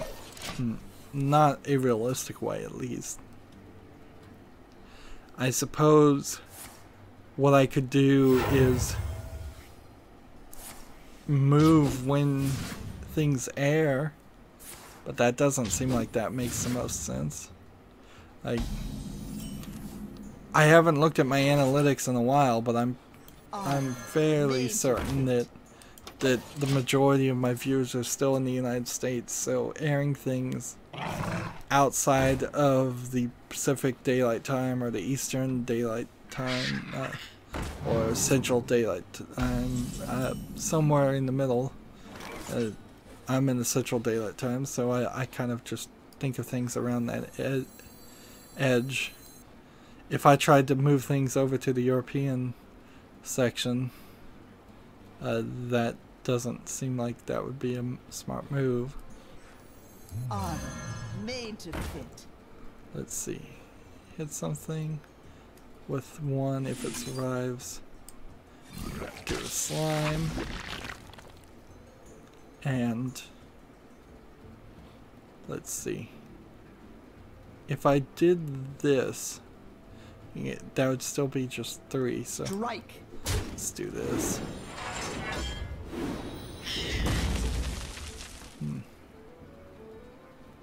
Alright, let's end the turn there.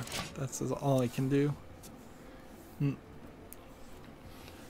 But yeah, if I moved everything to air in the morning compared to Central Daylight Time, then maybe that would work.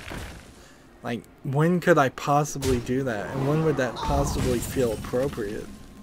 Like, when I'm playing something like Bayonetta and it says mature audiences only, it sure doesn't, in my mind, make any sense for that to air at noon. Maybe I would get less competition against things like TV and Netflix and such, but also I think I'd just get less views. And probably the way I run my channel is probably just wrong. I probably should just put things out at when they're ready to come out and get away from the idea of treating it similar to a TV station where you have that prime time slots. I'd love to see more feedback on that. Of course, I need more fans that comment, though. As people could say, yeah, I'd prefer it if your episodes aired at 6 in the morning so that they're always available, or midnight, like they came out at midnight every day and then people could scroll back. I imagine people who are subscribed to a lot of people on YouTube, though, would potentially not see something if it came out on midnight. I personally go all the way back to the last thing I remember, but how many people actually do that? How many people even look at their subscription feed and aren't just looking at the suggested feed, which is the default? That's one of the things YouTube said is, why don't you by default show people the subscription feed? And they came back and said, And I don't know if I particularly believe them, but they've claimed we've tried this many, many times, and every time it's gotten people less views and less subscribers. Which is odd, certainly. This, this, this, and the joint. It's sad to say, but YouTube has some credibility problems. It's like the company you're using, the company I would probably jump ship if it looked like there was a legitimate replacement for it. Just has some credibility problems. By the way, they still haven't let me into the beta of the new thing. I signed up for that, but they didn't let me in, so I don't know if they're ever gonna let me in or what. But the new video manager backend that won't really change anything for the front end, other than maybe videos being easier to find and better organized.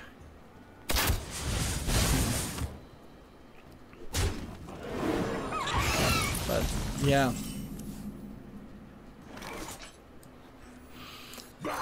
It's more than just a fashionable hate of YouTube, really. YouTube has done things to deserve its hate.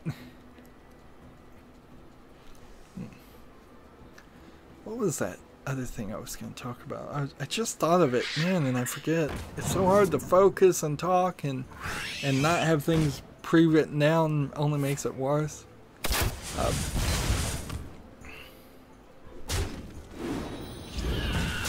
I recently looked. I'm trying to keep an eye out to see if I could get faster internet, but honestly, as far as it seems, there's literally no options for me where I live. Like, nothing at all. I can use the internet I have now, or I can go to a worse internet through DSL. That seems to be my two options, and that really sucks. Rampage, give a damage minion. Let's see. How do we want to do this?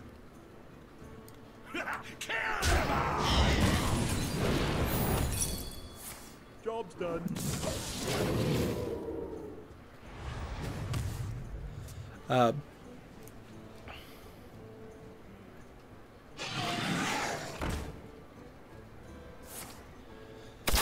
Oh yeah, I was going to talk about PayPal. A lot of stories coming out about how PayPal is an awful company and you shouldn't do business with them. People should have already known this. This has been established fact for a long time. PayPal literally just steals your money. Like, if you're a seller, if you're a buyer, they're a fraudulent company that makes most of their profits selling things on eBay that are probably not legal to be sold on eBay in the first place, because they're importing without paying importing tax, or they're stolen items, or they're performing some kind of scam and not giving you what you really want. Now, that's not every single thing on eBay. It's not even probably the majority, but eBay is a den of scum and villainy, to quote Star Wars incorrectly, probably. And eBay, PayPal is all about making money off of that, and they don't care. Oops. And I could have won right there. Alright, I'll get him next time. And they act exactly the way you would expect somebody who runs an organization that at least tacitly condones crime and shenanigans, as they also commit crime and shenanigans. Who you want me killed? Darn it. Job's done. So yeah, for my channel, I'm not gonna ever have a PayPal link. I would never do that. I would never do any business with PayPal if I can avoid it whatsoever. Who you want me killed? That's something that I would never fall into, and I highly recommend nobody else do anything with PayPal. Also, that being said, probably in a month or so, I'm gonna probably buy something off eBay and have to do PayPal. But I don't even know if you need PayPal to buy things off eBay these days. I can't play that. Execute a damaged enemy minion. Alright, so Strike. if I do this and then this, yes, Who you want me killed? I should win and be done with the one or two of the daily quests. If I'm done with two of them, I'm done with all of them. So we played 50 warrior class cards. And what does this put us now? Priest or warlock. That's what we need now. So priest here, victories, casual play. We're switching over to casual because we want to get victories quickly and easily, and we need 4 of them really quickly. Is there anybody online? Oh darn it. What if I cancel? Can I cancel? Doing battle. Doing battle. Darn it. Yeah, I could really use some victories. Easy victories. Well over 10,000 gold.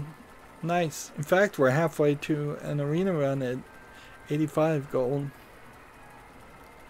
Where did I get the 5 gold? Will I ever not be at 5 gold?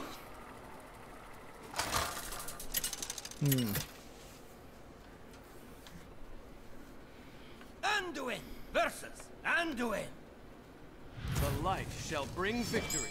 Light smiles upon the just. I think you get 5 gold like every 3 victories or something.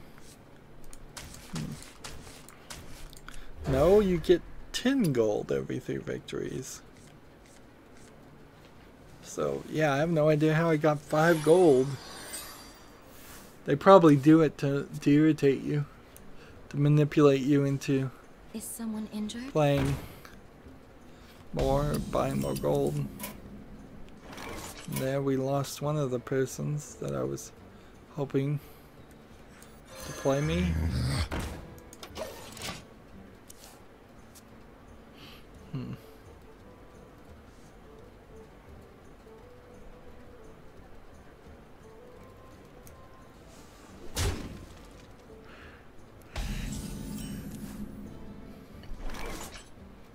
Let's see, how are we gonna do this? Give a minion +2/+4. Are we ready to play that? I think we are. I think we're just gonna power up this guy and try to get victories as quickly as possible.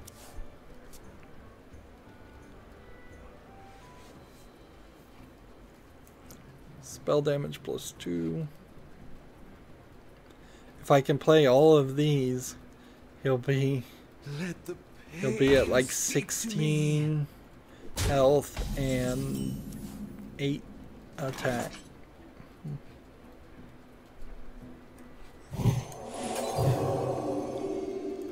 Just keep attacking.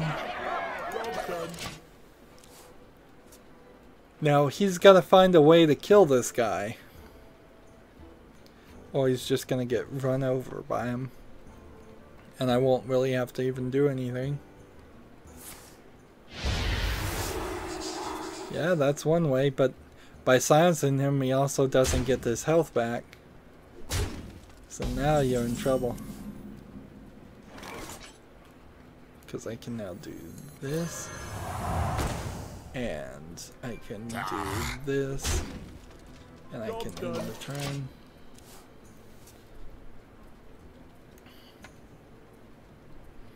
Now, if he had silenced this guy, I'd be in a bad way. But now I'm actually gonna succeed just fine.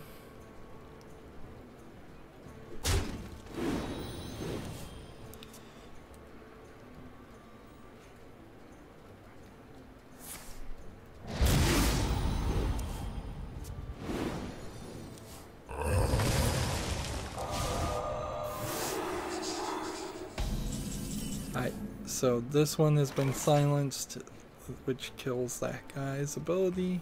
How many fingers do you see? However, not as much as he would have liked. So he's playing a silence deck, but I'm also gonna burn his cards going forward. I've got the beast in myself.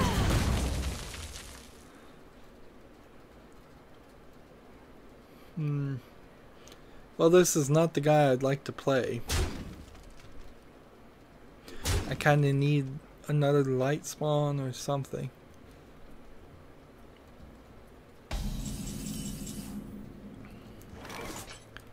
Here we go. In the turn.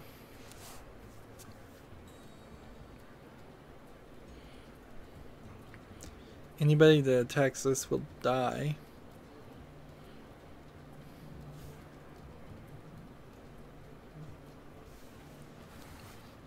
Let us see if it begins.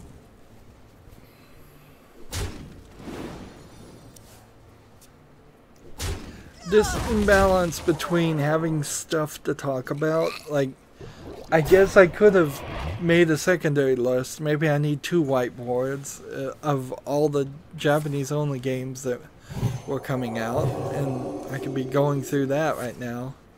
But this is kind of a semi-regular issue of just constantly needing something, running out of things to talk about.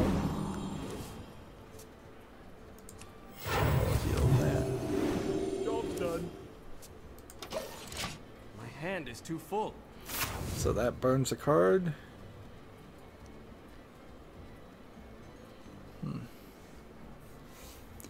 Like, Hearthstone takes too much time. Every 3 days, 3 hours. About. That's kind of what it comes down to. An hour to do a daily quest. Alone. And not all of this is tied to victories, but some of it certainly is.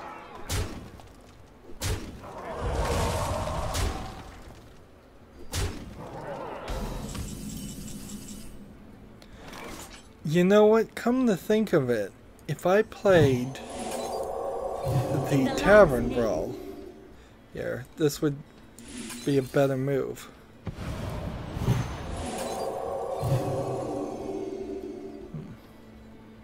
Where shall I strike? Like, so after this game, let's go play the Tavern Brawl, because that's almost a coin flip. It's a better victory than what I'm doing now.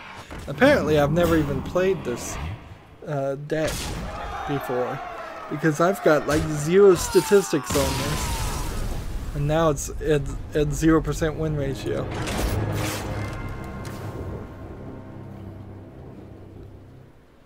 So I need a Warlock Tavern Brawl. Let's edit the deck, delete this,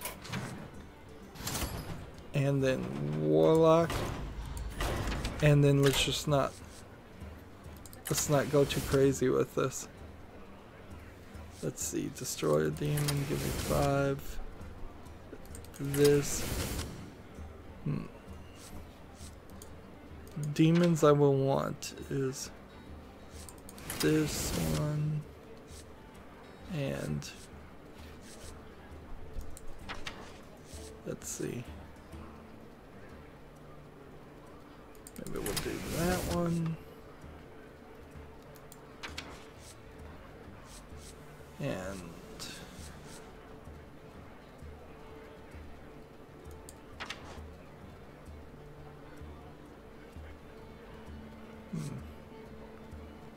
maybe we'll keep this. What I'm looking for is the nightmare.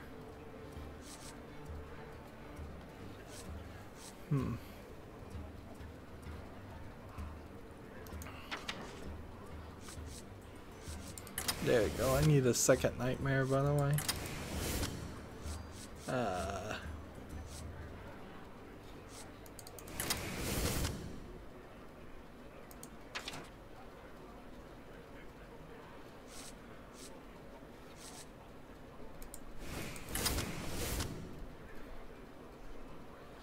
Let's see. I'm not really sure what I should be picking here. I'm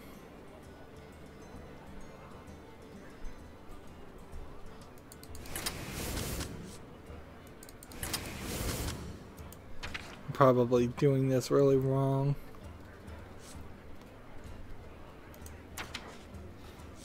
Let's come back here.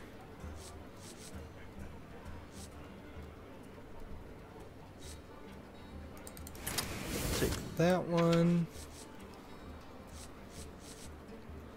and we'll take this one and this one. We only have like 3 more.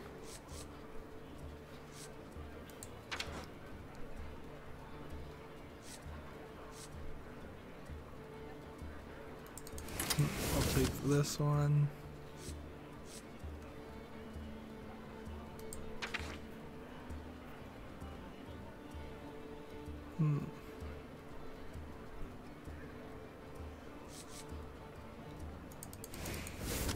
Alright, let's now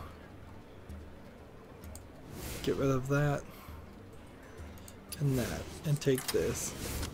And then let's find Grim Patron and anything with summon in the name.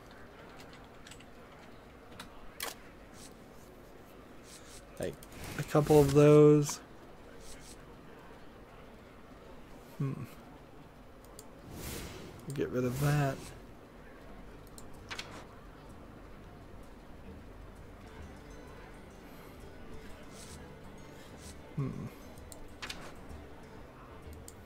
If we can get anything that will summon new things when it takes damage, that would be great. Discard random cards. Let's get rid of things that discard things.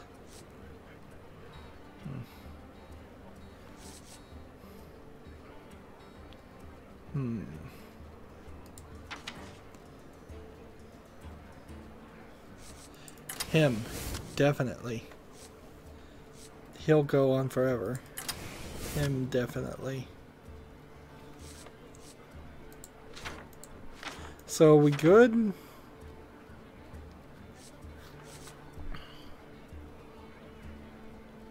Let's see, do we have anything that discards things?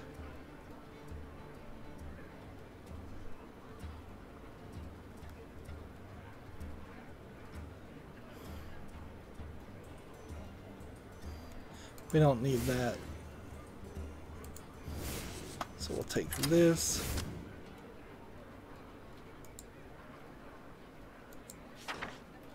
We'll take 2 of these.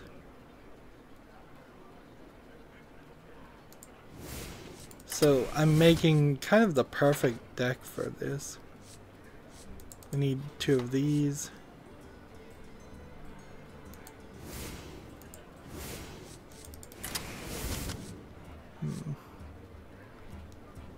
We need that.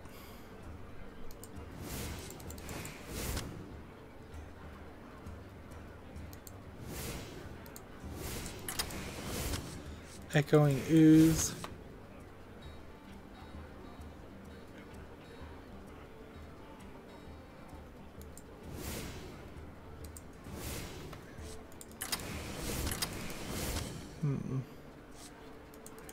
Let's take this.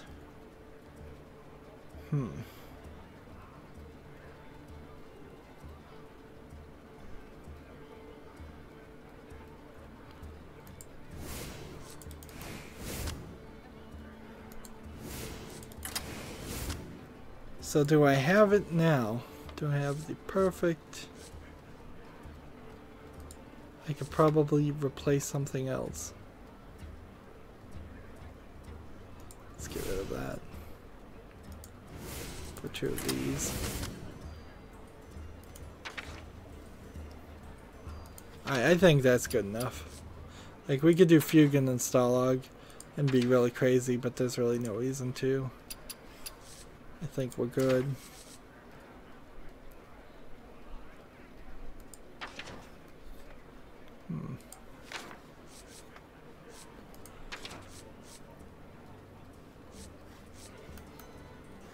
Yeah, I think that's good enough. Let's brawl. See, we've gone about 35 minutes here, so I could have made a second recording instead of just a really long recording. But I will have to start considering that later on.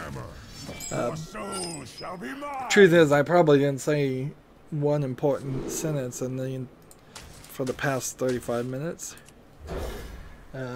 Arguably didn't say anything important for this entire stream. Arguably I've never said anything important in my life. If we want to go down that route, but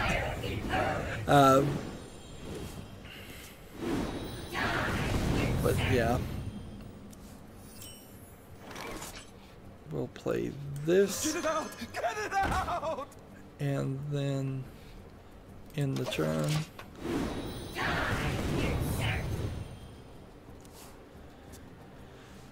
We're already at the maximum here. Fireworks. And I don't know if we're going to get to keep that forever. Because if we get to keep it forever, then at some level we're eventually going to just have the like maximum every single emote is going to have something on it. Let's see. I'm going to hit this right now. I am not a morning person. And then end the turn.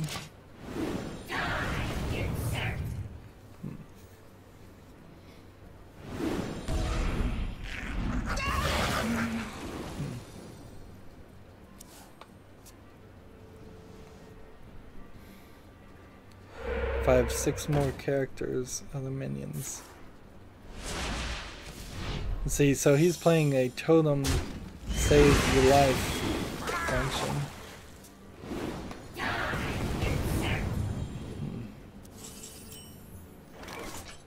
Let's go here. I love omelets.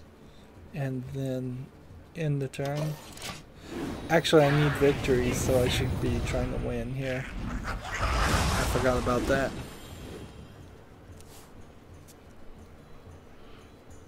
Elements I like. Totems I love.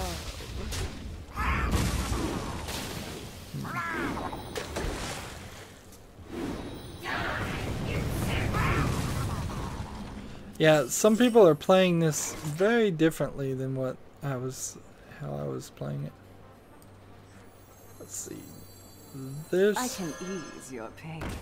And then this.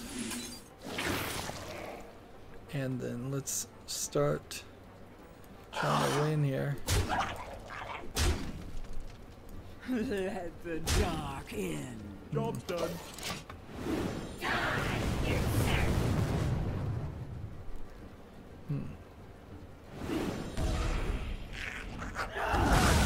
That's funny, that one went to a -1 on its health.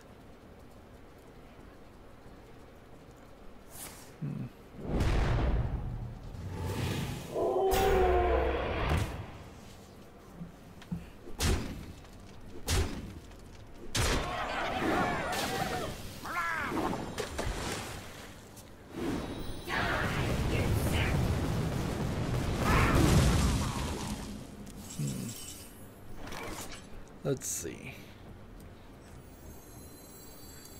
let's go ahead and play this and see what we can do. I think we gotta kind of try to win here.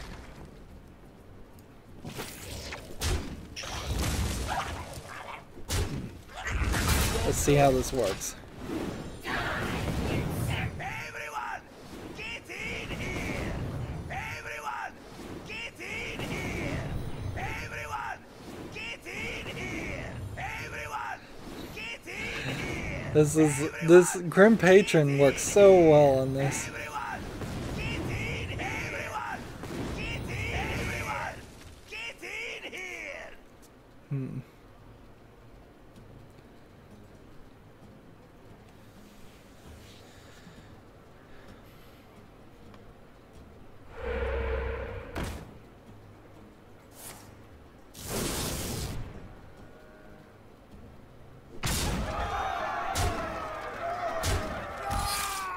Well, I played perfectly and lost because playing perfectly probably doesn't do you that good. Let's try that again. Let's try to actually win this time. Anybody online? Nope. Somebody playing Diablo 3. Normal Act 5, the fall of Westmarch. Gul'dan versus Malfurion.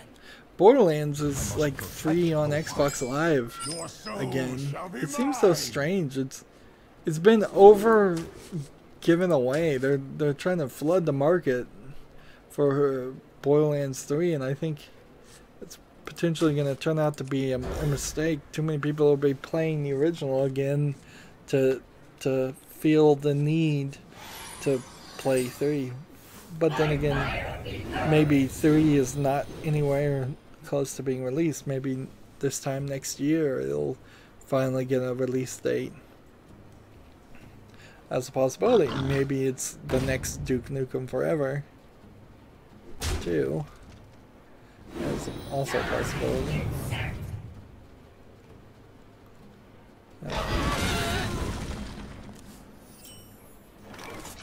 Let's see. This in the turn.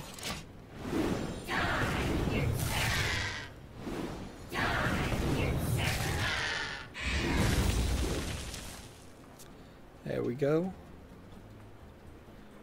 It worked nicely.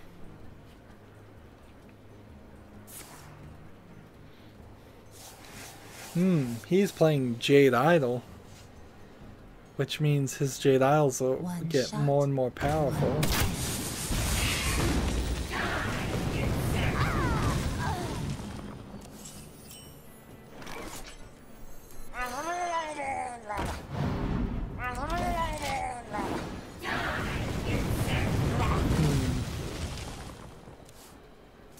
So we're down the path where it's just a coin toss. Who's going to take the most damage first?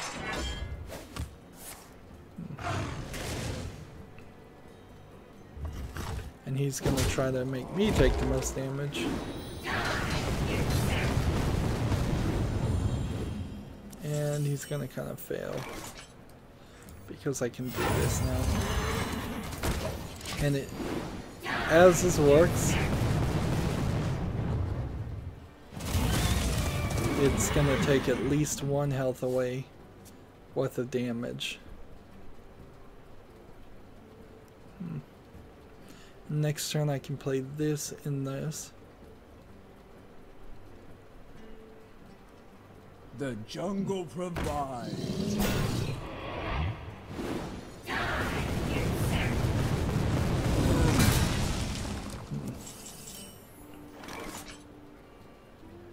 Let's see, should I play this or this? I think I should play this. Oops. In the turn.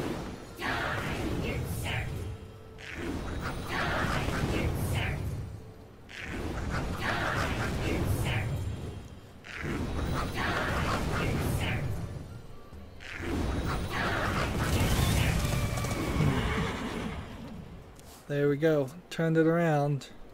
So unless he can play something, he's dead. Well, he can keep himself alive for one turn. But he's going to have to do something a lot more than what he's doing. See, I guess this and this. Be a good move.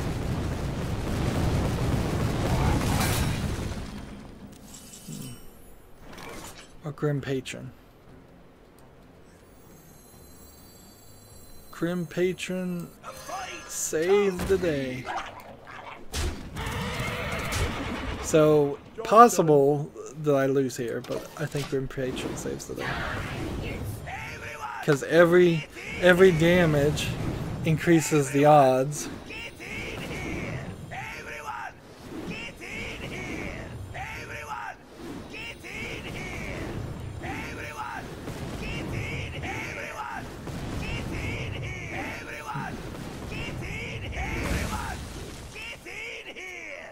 Save the day. And highly unlikely he'll be able to succeed against this. Highly, highly unlikely.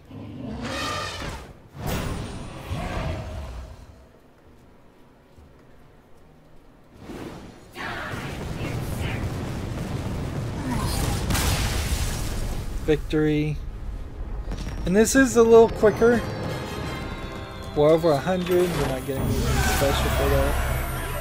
So slightly quicker, but we still need 3 more brawls.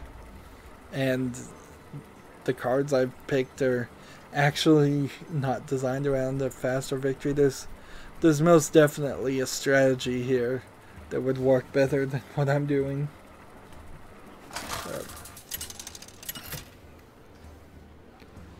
But whatever.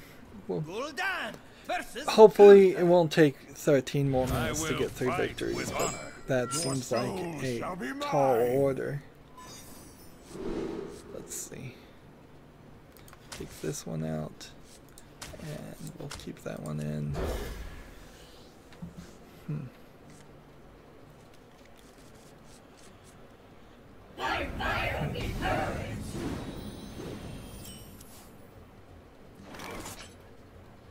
Fight fire with courage?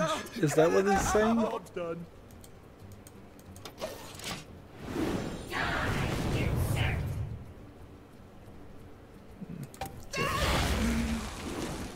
Can't click through this. It just goes away when it feels like it.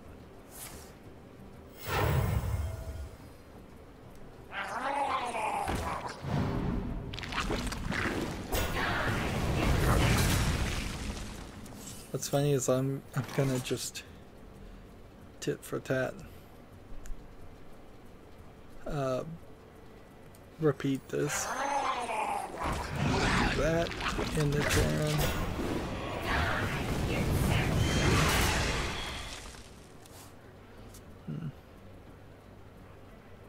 Next turn we play this and this.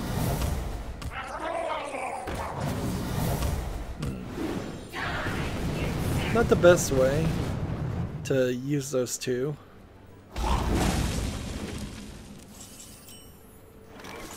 Let's go with this and this. And then in return.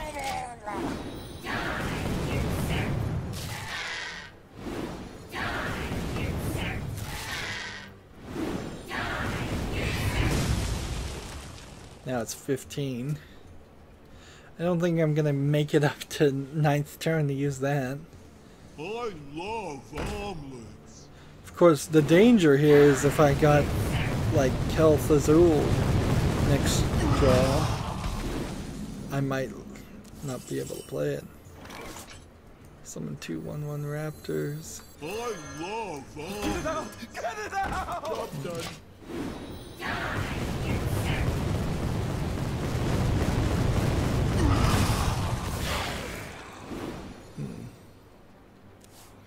Yep, and I've won, I think. He needs to reduce it by at least 4 damage. That's 3. He could do 3 damage to me.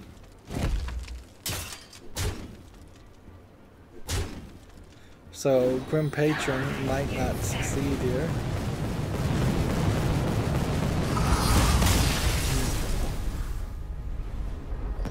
It is a slightly quicker game.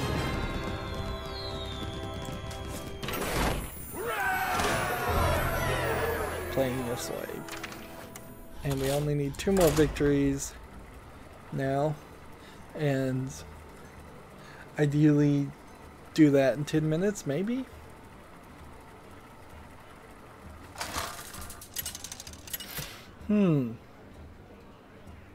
Something's weird about the Hearthstone deck tracker. Frankly, the thing I don't think works as much as you would think. But you can notice here that this deck is now back to 0% statistics. Which, frankly, that doesn't seem right. I'm gonna take this and then just trade 1 card.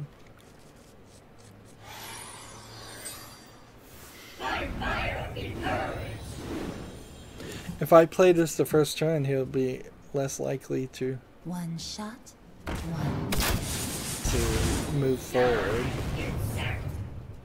But frankly, I think that's not how it's gonna be.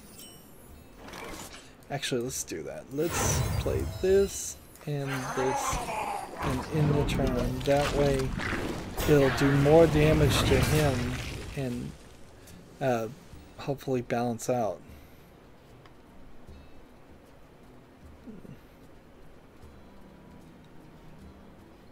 Next turn we'll play this, I guess. And I imagine a lot of Druid players are just going to desperately try to do that small amount of extra damage.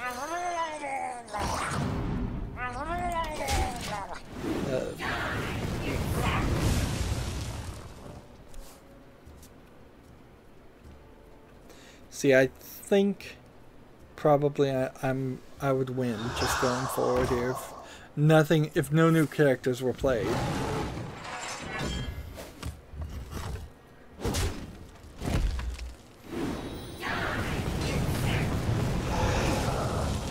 Alright. Now, at the end of your turn, whenever this minion takes damage, summon a 1/1. Job's done. Let's do this.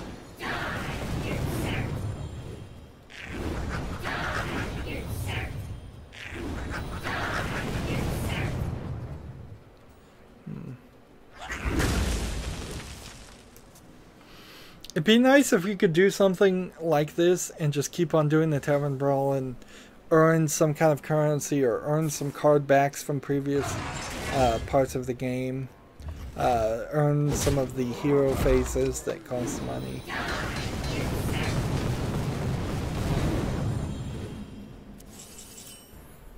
Can't do Kel'Thuzul right now. 2. Guess we have to do this and this and then attack and then end the turn.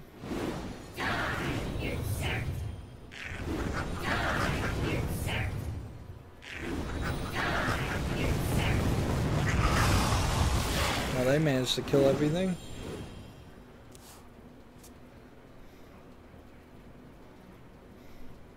And see, if they don't play anything, I've won.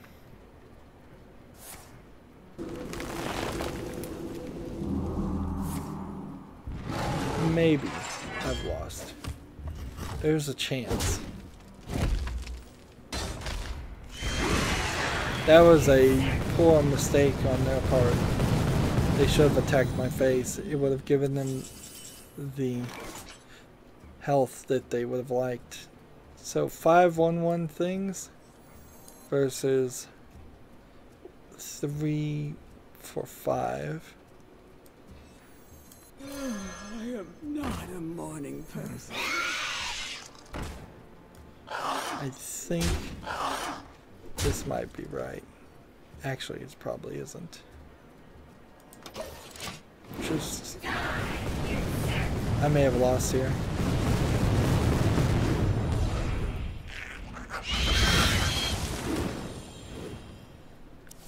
Close.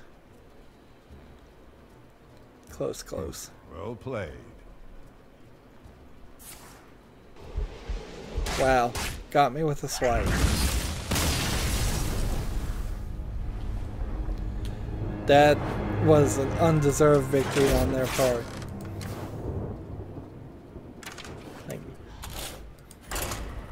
Yeah. That was undeserved victory if I ever saw one. The one card you needed that would have saved you.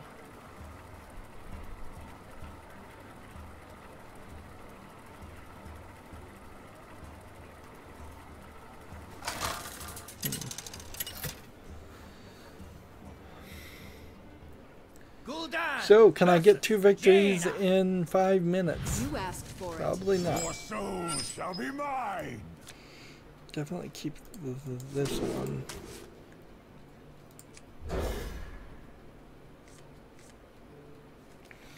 There's still a lot of confusion about when do death rattle things activate, when do active abilities activate.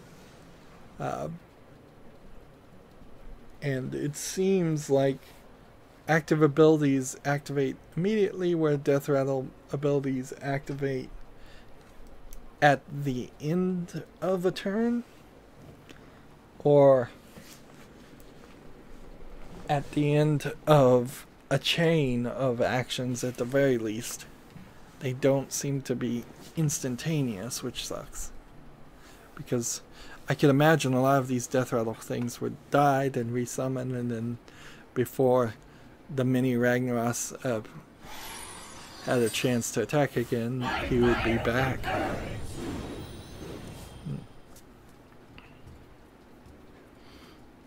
Is this a card that should be in the actual game as a legendary, though? Probably not, but it would be kind of funny if it was. But I would take it. I would certainly take it as a option. I play it in a lot of my decks, because then it would make your strategy, if it happens to be weak, a little bit crazier, because then you might just get lucky more often. Nobody at legendary rank would play a card like this, certainly, but newer players certainly would. There probably would be some weirdness if newer players could play all these crazy cards that did random things, and then eventually over time, as they became professional players, they stopped using the crazy cards and the game drastically shifted.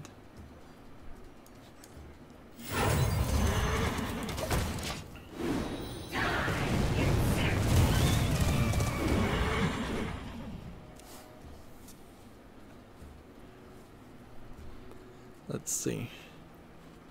This probably will survive next turn, so if I play this and this, that's probably the best move.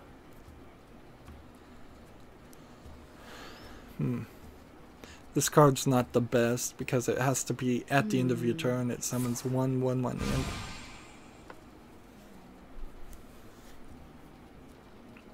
And is this mage just looking for like mirror images or other spells? Yeah, I could see a mage doing some major fire blast or fireball damage. This attack in the turn. See, it summons first, and then this doesn't activate and this doesn't activate until this is already done. So active abilities, the lightning bolts here, trigger before the death rattles do. And he's played Grim Patron, which is gonna potentially work out badly for me. Deal 4 damage. Give me that many imps. There we go. I don't have enough mana to do anything anyways. Let the dark in. Job done. What's interesting is Impulse Summon, I think, still. No, it didn't. Interesting. I think I've got a victory here. Unless he can do a Fireball. Like, Fireball would get me down to 7, 3, 6, 9. So in his 7 cards, does he have something that can do 6 damage or even 5 damage with this? He could still potentially succeed, I suppose, as with the Grim Patron.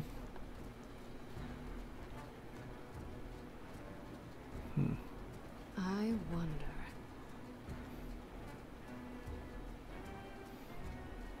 But if I have to go another turn, I'm probably dead.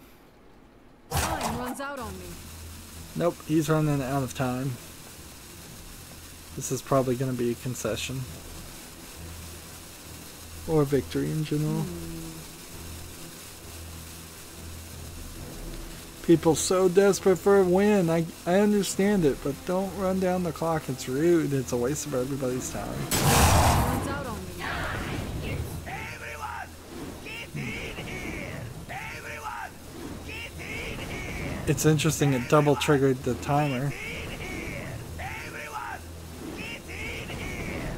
Everyone, get in! Everyone, get in! Come on, just 6 more to the face.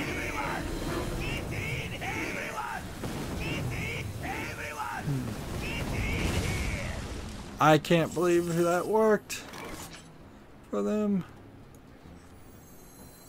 I love omelets. I love That is an undeserved victory.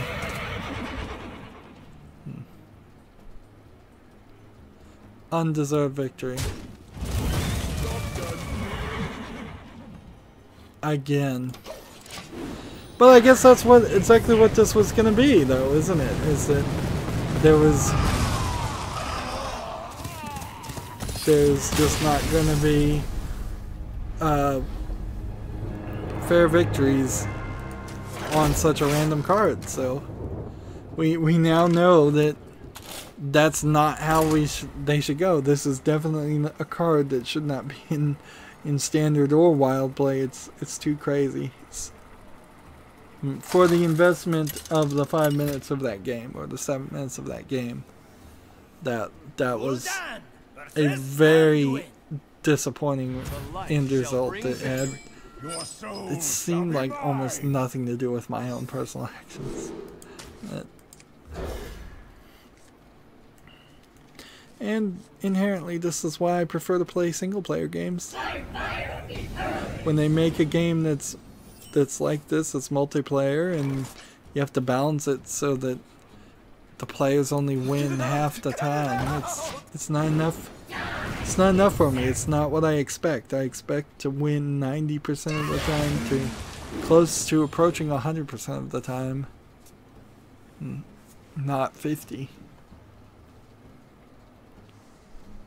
Ready for action.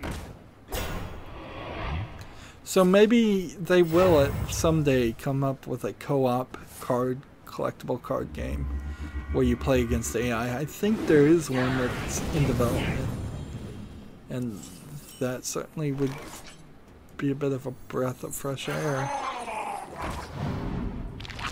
Let's see.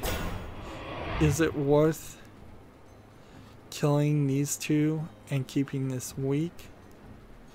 No, not really.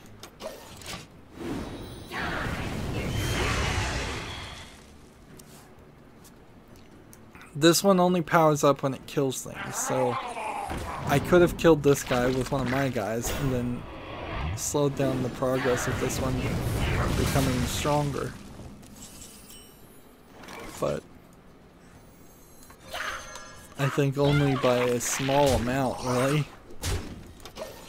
I don't know if I mentioned it, but I got a new battery backup and it's been charging And I could have used it during that storm, but I haven't found time to turn off my computer and plug in the new battery backup and get rid of the old one. It's a sad statement that this is a pretty high-end battery backup, and with one TV and an Xbox One, it estimates it will only go 24 minutes without power. See, deal 4 damage to minion. Nope. I guess we'll do this instead.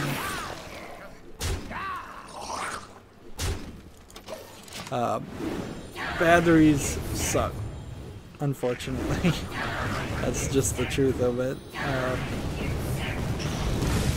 I wish battery technology was a lot better, but there's very little I can do short of just buying more batteries and trying to hook it up to a system that probably can't handle multiple cells, multiple units. And you can't buy battery backups and plug them into battery backups. You shouldn't, at least. 24 minutes is more than enough in my case, though. My power, if it goes out for real and doesn't just brown out and cause the TVs to turn off for a second, if it goes out for real, it's usually out for an hour, and that's way more than 24 minutes, or at least an hour. Come on, one more quick victory and we'll be done. I could have easily done 3 episodes here. But, yep. I'm going from APCs, which I've used before a lot because I always go get them just directly from an Office Max or an Office Depot or an Office Store, to Cyber Power, which is rated for more voltages and wattages, something more appropriate for the PC that I'm using now compared to what I typically was using before.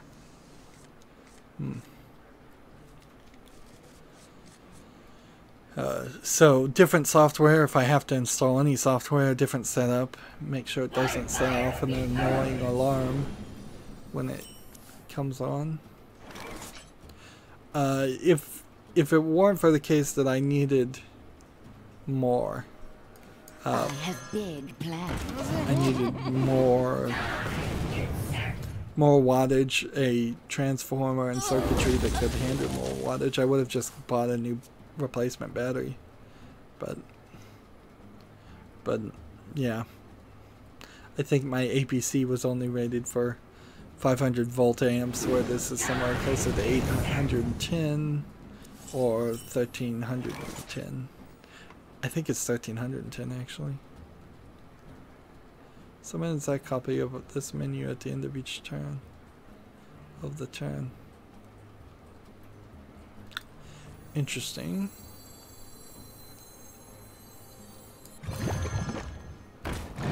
Let's see what happens here. 8 clones, then this triggers. What's funny is this is a battle cry that happens at the end of the turn. What a weird order to do things. Like, this activates first because it's a battle cry, but it happens at the end of the turn. This happens at the end of the turn.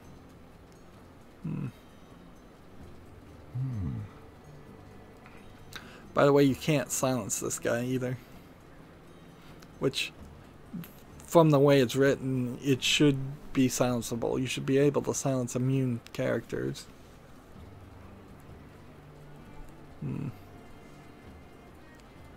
Come on, play.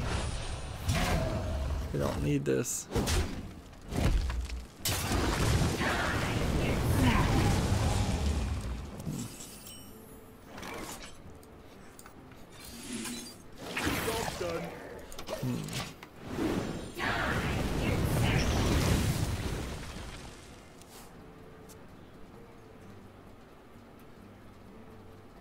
So next turn, 2 turns we played this. Next turn we probably played this. And hopefully get another 2 or 1 mana creature to play.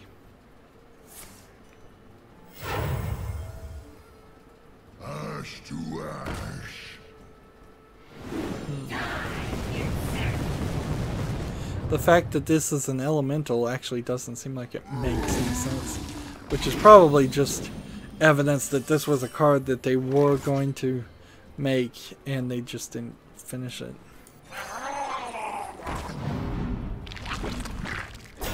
Should I draw a card for 2 health? No.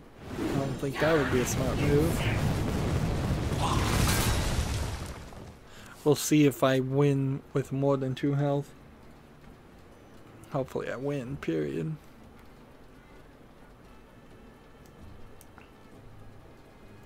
I should, with the Grim Patron. Next turn. That should change everything in my favor. What to do?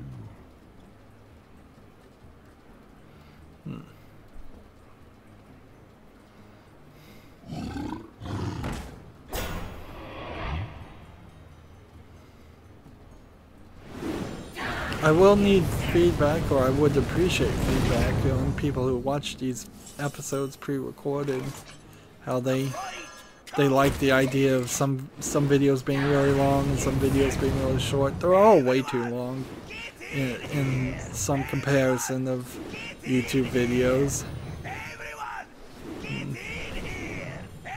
Like that's really an argument that's never going to be solved. Is some people are going to think an hour is too long, some people are going to think 15 minutes too long, some people are going to say 5 minutes is just right, and frankly I can't do anything in 5 minutes if I tried. Ooh,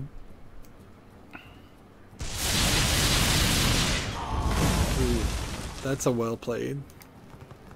Well played. You know what I've noticed is people aren't doing the wow with the fireworks very much. Alright. This one. I am not a And morning person. then this one. That's 7. That should be enough to save me. Actually, yeah.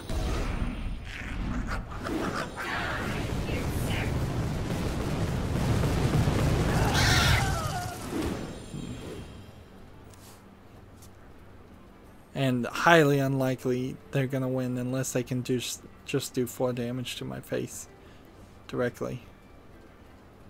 Which maybe they can. Nope, they can't because they're out of mana.